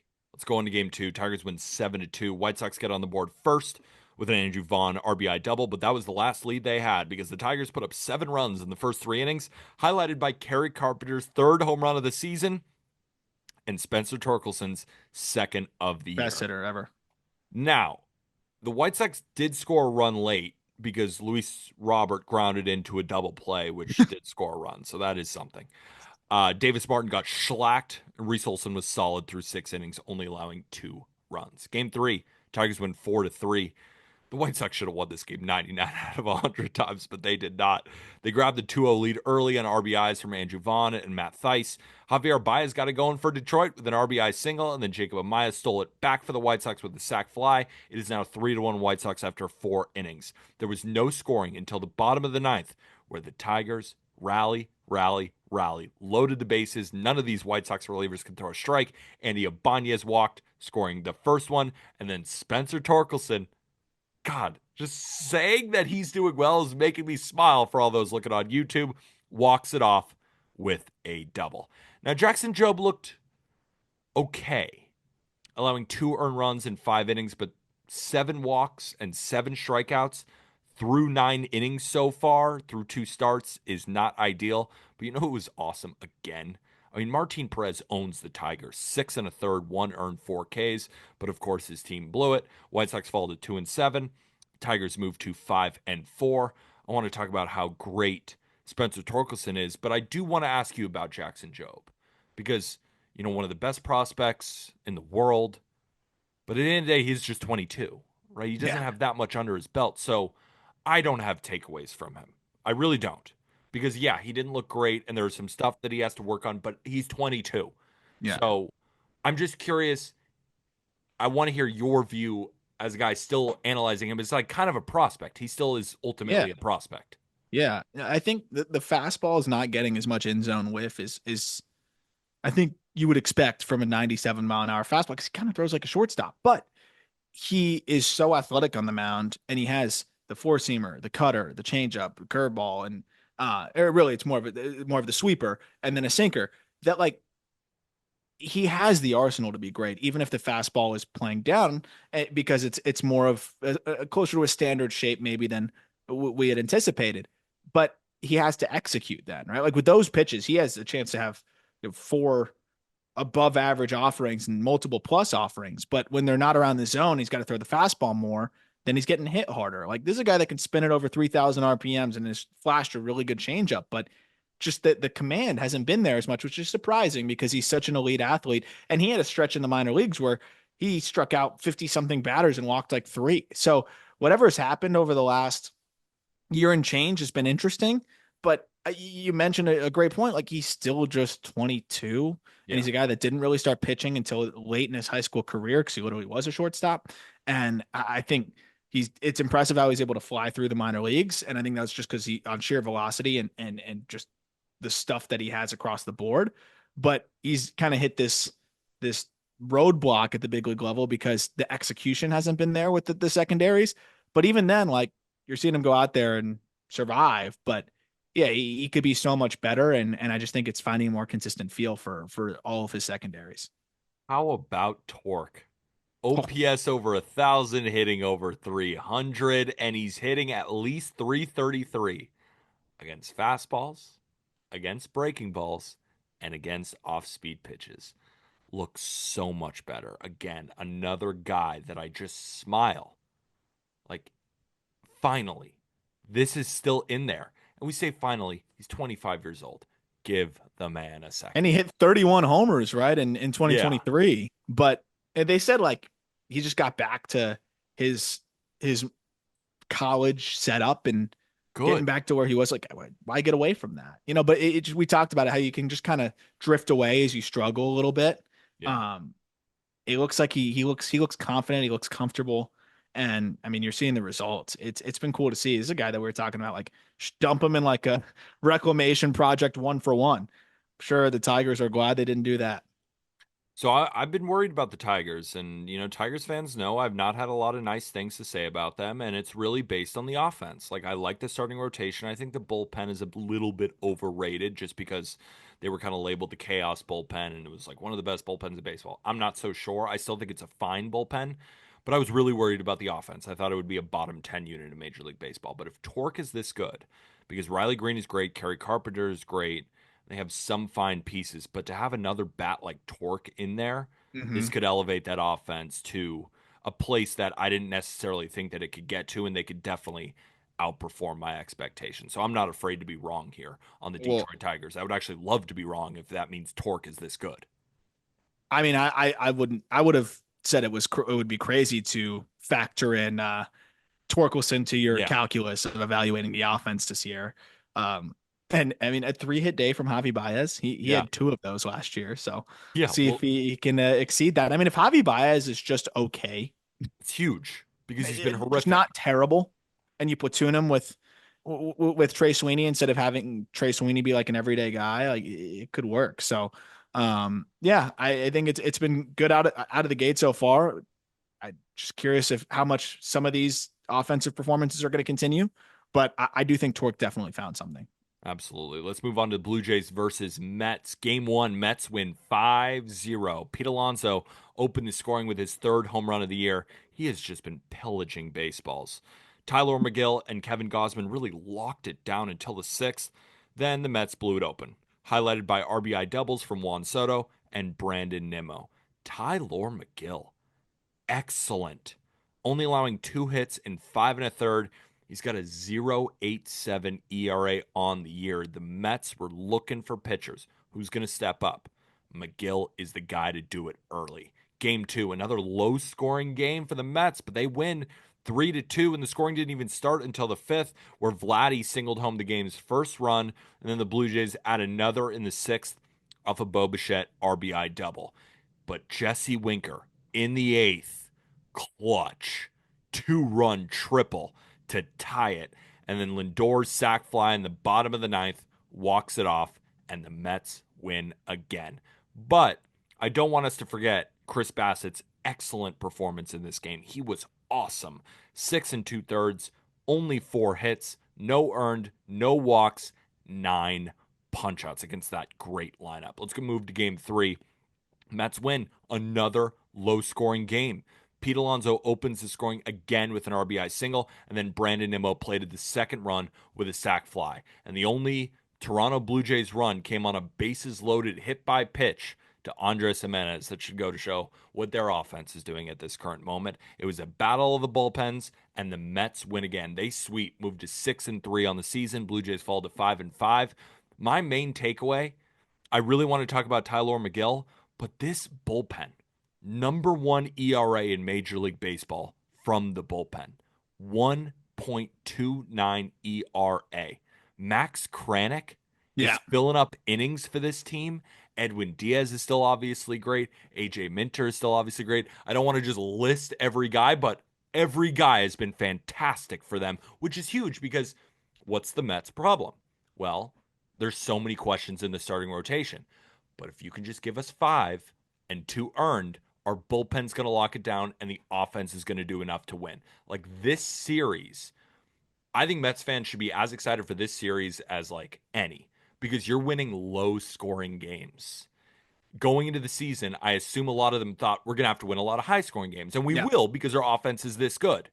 But to win this many low scoring games, that's got to feel real good. The Stearns effect, man. He's going to find your relievers. Kranick's been a revelation. I don't think it's like this lightning in a bottle. I think he's a good damn reliever or damn good reliever. Good damn reliever.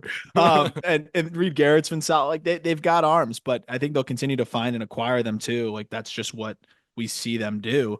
That's what Stearns does. But Peterson walking five was kind of crazy, but it gets swings and misses. I still think that's a solid guy for them. And by the way, Pete Alonso is dialed in. And if Pete Alonso's having the year that we think he can have, that kind of angry proving it Yeah. and about to get paid on the other side with a huge season behind Juan Soto, like that could be a really good three-headed monster there. And the offense is going to pick up more. I agree with you. If you're winning games where your offense isn't even clicking that much, you got to feel really good about where you're at if you're a Mets fan.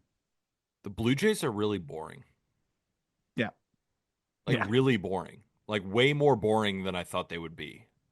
I thought the Blue like Bo Bichette's good. Vladdy's great, but he's not off to that great of a start. And then like watching Santander, it's like, okay. Not great. Springer's had some good moments. Will Wagner, I still think is a good bat, but it's just not that great. And then the starting rotation, it's a lot It's of fine. guys who are fine. And then the bullpen, you got Jeff Hoffman, and that's about it. That's the word to describe the Blue Jays is boring, and I They're don't like it. Yeah, I mean they're a pretty mediocre team, and I mean I hope they extend Vladdy. It sounds like they're getting closer and closer, but yeah, I mean Jimenez has been hitting cleanup for them, and I mean if Bo Bichette and Vlad Guerrero are going 0 for 8 for you combined, which they did in the final game there, You're not I winning. I think they lose 90% of those games. Like I just don't see it. And if Santander is also going 0 for, I mean 1 through 4 there was a combined 0 for 13. I I think they'll lose 99% of games where that happens. You want to talk about an offer? Let's talk about the Cincinnati Reds. Cool. Reds versus Brewers, 4-game set. We're going to start game one on Thursday because it was real quick. Brewers win 1-0. Sal Frelick's RBI single was the lone run. Lodolo was excellent. Got to give him credit. 6 2/3, one earned. Strikeouts still aren't quite there, but the guy's getting outs. But Nestor freaking Cortez, God, it makes me happy to see him bounce back. 6 innings, one hit, zero earned, 6 Ks, but unfortunately lands on the IL with an elbow injury. I hope that he is okay. Game two, Brewers win 3-2. Brewers open the scoring with a Garrett Mitchell RBI single. Bryce Terang's second home run of the year, a 2-run shot, ended up being enough, right? Because CES and Candelario added RBIs, but it was too little, too late. Tyler Alexander, shout out Tyler Alexander. Reds, you can't get no hit by Tyler Alexander through 5 2/3. You just can't do it. You can't do it. And yet, you're letting it happen. I mean, this Reds offense, they're just not hitting until Game game three. three. They win 11-7. They finally exploded for 7 runs by the end of the fourth inning, highlighted by a home run barrage. Blake Dunn, TJ Friedel, Christian Encarnacion Strand, and Jose Trevino. But you can't count out the Brew Crew, battling back 5 runs in the fourth and the fifth. But it could have been helped if it weren't for a lack of effort by Jake Fraley in right field, leading 3 runs to score in what should have been just an RBI single. Did you see that play? He Yeah, he went jogged under his after it glove after and he then whiffed. ugh, I hate that. Yeah. That is my biggest pet peeve in baseball. That reminds me of Lack of Hanley effort. Ramirez when he kicked the Yeah. ball at Neal Stadium and then just jogged after it. And that was kind of like the beginning of the end of his time with the Marlins. Like it just got worse and worse from there. It's just like that's the one thing you can always control. It's just like Yes. hustling. Like baseball is such a game of uncontrollables, and like that's the one thing you can control. Uh, I get it. Like you're pissed, you whiffed, but you You're just getting you're getting paid sprint. you're getting paid millions of dollars. People pay to go to those seats. They pay for parking, they pay for food. Everything is so damn Yeah, expensive. you just watch a guy jog after whiffing it. Give me Yeah, it's tough. fucking effort. It really upsets me. That's my least favorite. You go to a stadium, you bring your kids or whatever, and you go and you want to watch your team, and one of the players just isn't trying I and is can't like, wait till I have a son or daughter or oh, whatever. It doesn't matter. So I could just be like, You made my kids cry. yeah. I just They haven't stopped crying because you jogged." it's so funny. Uh, I'm a Yankee fan. I'm just watching Reds Brewers. But it pisses me off to my core yeah. the lack of effort. So, luckily though, the Reds pulled away with RBIs from Ellie De La Cruz and Jaime Candelario. Oliver Dunn drives in 2 for the Brewers, and then Gavin Lux added an RBI single to seal it. Elvin Rodriguez got destroyed.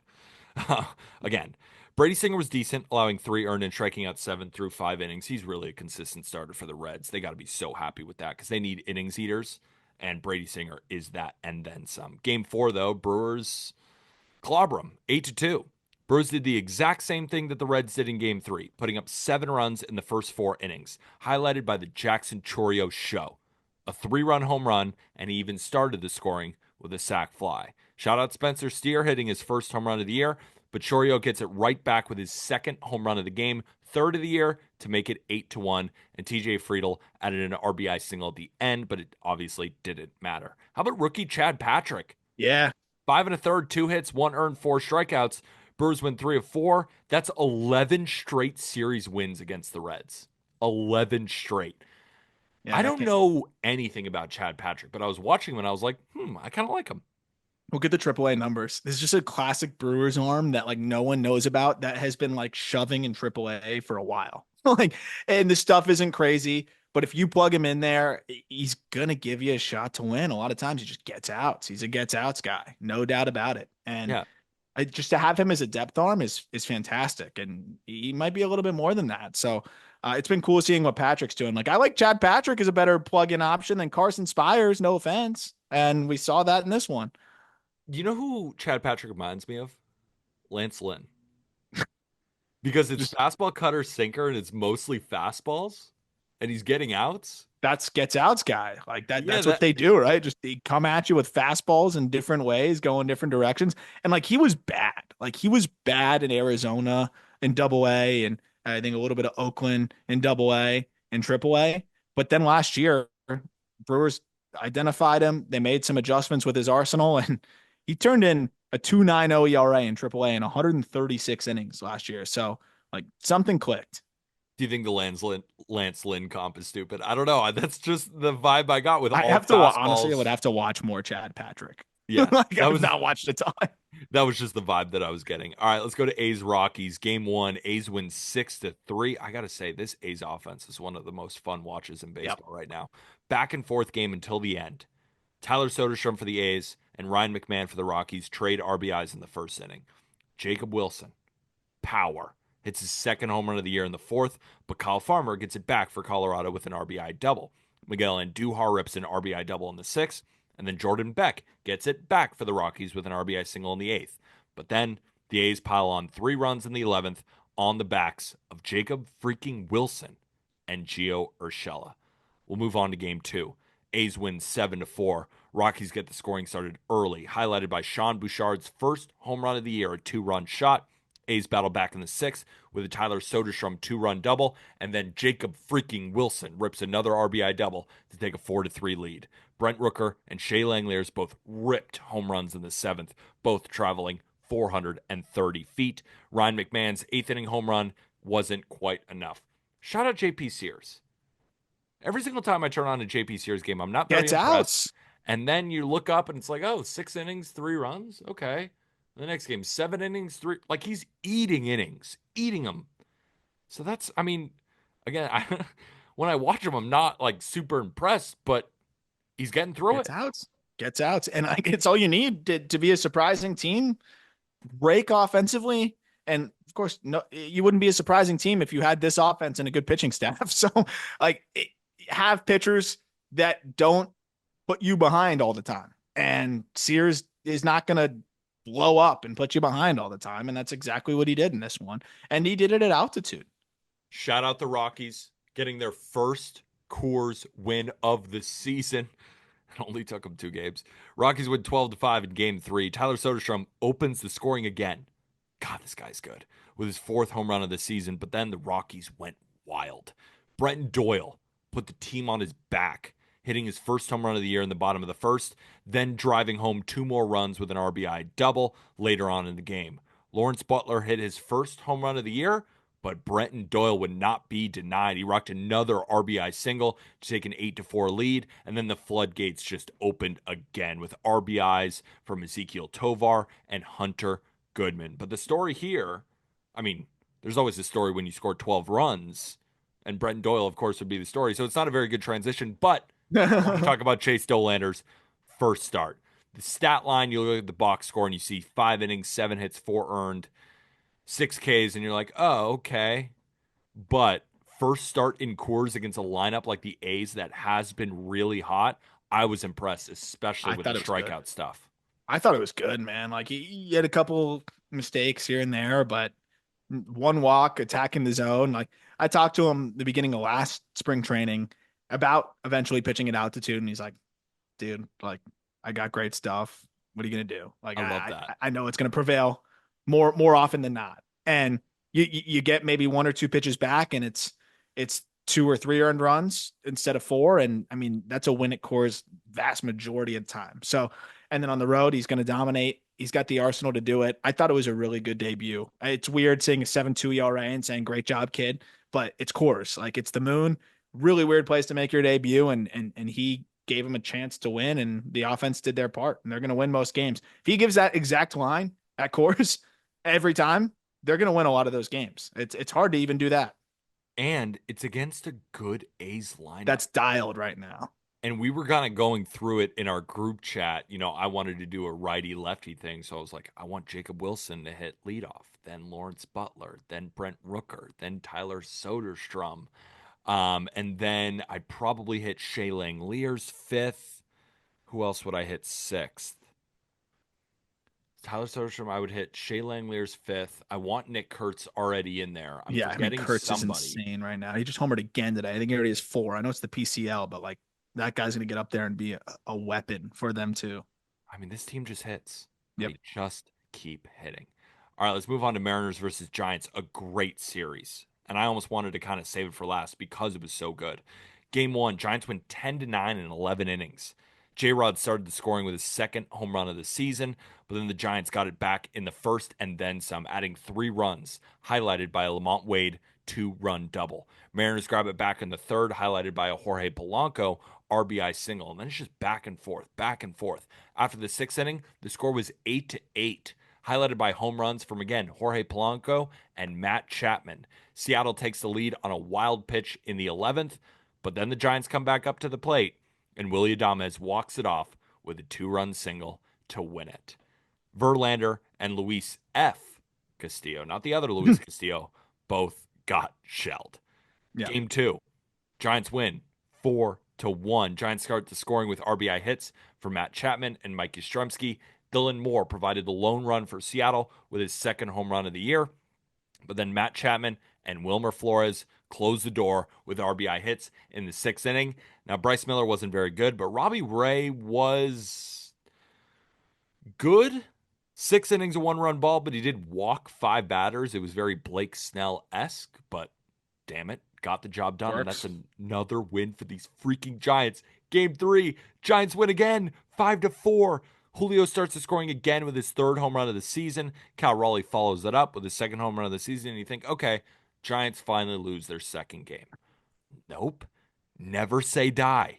Put up 4 runs in the fourth, highlighted by a Mike Yastrzemski 3-run home run. I thought it was pretty cute. I was watching the game and then I listened to the post-game presser. Mike Yastrzemski dedicated that home run to his daughter, which I thought was very cute. That's cool. Mariners get a run in the sixth, and Randy hits a big-time double in the ninth to tie it at 4, and Wilmer Flores walks it off with a base hit, though. His ninth career walk-off hit. Unfortunately, Victor Robles went down with a scary injury in what Yeah. looked like his wrist after making an incredible catch up against the netting. Freaking Bob Melvin challenges it. He challenged it On those immediately. dick move. The guy looks, I mean, I hope he's okay. It seemed like That he looked may have rough. broke his arm or something. It Yeah. looked terrible, but what a Ugh. catch. Fearless. Just jumping right into that net. But and trying to just win them a game, trying to make a difference Yeah. here. He's been swinging it pretty well for them too. Had 2 hits in that contest, but yeah, hopefully he's okay and it wasn't as bad as it looked. But I mean, it's looked really bad for the Mariners. 3-7. How about the Giants, though? You can't really fault Giants. the That Mariners for getting swept, but the Giants are playing this well. 8-1. Jung They're Hoo at the Lee. top of the National League West. Everybody's hitting. They're pitching. The bullpen is unbelievable. I mean, Aram, They're good. mediocrity no more. No, Mediocrity no more. they might be pretty good, man. I'm excited to see if they can keep this rolling. But the bullpen could be fun. The rotation looks intriguing. Like you're even getting some life out of Verlander. And this offense, like it may exceed my expectations, especially if Jung Hoo Lee is settling into what I think he could be. Adames isn't even settled in yet, and Lamont Wade's been bad. So you figure those guys get going, like there's a lot to be excited about here potentially. These guys look like ball players. Again, there was something else from the Giants post game kind of, when they have those two reporters there just kind of going over the game. He was talking about, he's like, this team just looks like a bunch of ball players playing for Buster Posey. Like Willie Adames, Matt Chapman, Mikey Shremsky is another one. You just continue to go down the line. Ball players. They're playing together. They never say die. And like the confidence when you can come back in games this early on, that carries throughout the season. And when you have Wilmer Flores, probably the clutchest player maybe of all It's time, you crazy. can slot him in the middle of the lineup, always going to get a hit. And after the game, they ask, like, what was your game plan against Gregory Santos? And again, that's why he has so many clutch hits, not trying to do too much. He was like, I know that sinker's going to get in on me. All I wanted to do, just get a ground ball to the right side and make something happen. And that's exactly what he did. And this is off the backs of Wilmer Flores hitting that 3-run home run that I saw in person in Great American Ballpark. This team's got this team's got magic, Arm. I'm Yeah, really excited about the Giants. it's fun to watch. All right, let's go to the last series on the slate. Again, another reminder, we've been recording during Sunday Night Baseball. Oh my dear God. Yeah. It is 18-3. All right, let's go to game one and game two. Game one, Red Sox win 13-9. I mean, this game just has, or this series had fireworks throughout it. Red Sox put up a 5 spot in the first, highlighted by Trevor Story's second home run of the year and Wilyer MVP Abreu's third of the season. Lars Nootbaar of the Cardinals and Carlos Narvaez of the Red Sox trade RBI singles in the third. Cardinals bats come alive, though, in the fourth. Ivan MVP Herrera, fourth home run of the year, and Brendan Donovan's second home run of the year. Back and forth until the seventh, where the Red Sox put up 3 runs behind RBIs from Ceddanne Rafaela, Jarren Duran, and Rafael Devers. In the eighth, Wilyer Abreu and Carlos Narvaez at RBIs to make it 13-6. Cardinals rally, but too little, too late. Eric Fetty got crushed. Buehler didn't look his best, but finished through 5 innings and ended up getting the win. Now, game two, we now go to a doubleheader because it was rained out Saturday. Game one of the doubleheader, Red Sox win 5-4 in 10 innings. Another game where the Cardinals win 99 out of 100 times. Mason Wynn starts the scoring with an RBI single in the fourth, but David Hamilton gets it back with an RBI single of his own in the bottom half. Devers hits his first home run of the year in the fifth, but Pedro Pages gets it back with a ground rule double that drove in a run. And then Pages added another RBI double in the eighth to give the Cardinals a 4-2 lead. And the Red Sox, though, right? The Cardinals have a 4-2 lead. We're going into the ninth, and Ryan Helsley can't throw a strike. 10 straight balls. Romy Gonzalez capitalized with an RBI double, and then Devers, great take. I mean, a fastball, or maybe it was a slider, whatever, painted right there. Takes it, brings home the fourth run, ties the game, and then in extras, Wilyer MVP Abreu walks it off in the 10th with an RBI single. And now we can box score watch in Cardinals Red Sox right now. 18-3. Oh no, Miles Michaelis. What happened, dude? What happened? Miles Michaelis. Let me look at his line. Oh God. 2 2/3, 11 hits, 8 earned, and then Gordon Graceffo comes in. 3 innings, 7 earned. Oh no, who was going crazy? Devers. Remember when we were calling Yeah, for where he was Devers then? cooked. Yeah, he went 4 for 4, average up to 263. He's totally fine. Bregman 4 for 5. Romy Gonzalez stayed hot. Carlos Narvaez stayed hot. Rafaela went 3 for 4. I mean, this is just a onslaught. You could tell the Cardinals probably lost all of their mojo blowing that lead in the end of game one. Oh, yeah, that I mean you burned your closer and yeah, you lost some of the mojo and yeah, that game having to be stuck in Fenway and having that game go the way that it did and then have to play another one, I had a feeling it was probably not going to go well, but I didn't think it would go that poorly. Yeah, they probably just want to get out of Boston real quickly and try to turn the page because it hasn't been a bad start for them, but it's tough to beat the Red Sox at Fenway. Didn't Ivan Herrera just go down with an injury? Yep, he did. He You did. know how long he's Said going it to was be out? knee inflammation though, so hopefully it's just like some management stuff. But yeah, you don't like to hear that, especially for a guy that's finally getting run behind the dish consistently. So what I will say about the Red Sox is that the offense looks really good, especially with Really good. Devers, getting back to doing Devers stuff. Casas two knocks was huge. I'm worried In about this the first game of rotation. the series, like that's a guy that they need to get going. Like they're gonna swing it. We know that's gonna be one. We said they could be one of the best offenses in baseball, and they looked like it. This series. I'm worried about the starting rotation. I am. And it's not just because, Bueller hasn't gotten off to that great of a start and they have injuries, but Tanner Houck doesn't look good either. Yeah. I know though it's not all this series, but that's just something to watch. Hmm. Like, the Red Sox, they're gonna hit. The bullpen does look good. Chapman is still blowing fuel. I mean, Slayton's a great arm. Garrett Whitlock has looked fantastic back there. But I'm nervous about this rotation. And it's something that, Bayo has looked good in the minors in a rehab stint, so he'll be back. So maybe these concerns will be washed away soon. But it is something to watch. The Red Sox rotation is teetering right now, and Yeah. they have to have a good rotation for them to achieve the ceiling that we all believe they can. Yep. And heck, maybe they make another move, but I'm with you, and maybe they try some other guys from the minor leagues to eat some innings. I mean, hopefully Brian Bayo sees things click. He threw in AAA today or yesterday, so. But yeah, they need some more life to be injected in there outside of Garrett Crochet. That's for sure. So that'll do it for the weekend roundup. Hopefully, everybody enjoyed it. Again, the best way to support our show is to just rate and review Spotify, Apple Podcasts, as well as like and comment and subscribe on our YouTube page. Of course, if you're interested in joining, the Discord is live and it is an absolute blast. $10 a month. Or you could get a season pass, of course. And remember, the day you sign up, you'll get a full 30 days. My picks are off to a roaring start, but we're also doing a ton of other stuff in the Discord. Q&As, prospect stuff, college stuff. I mean, we could just keep going down the line. The Discord has been an absolute blast. To make sure, the link is in the episode description to join that. For Arm Layton, I'm Peter Apple. We will see you on Tuesday. And with that, thank you, everybody.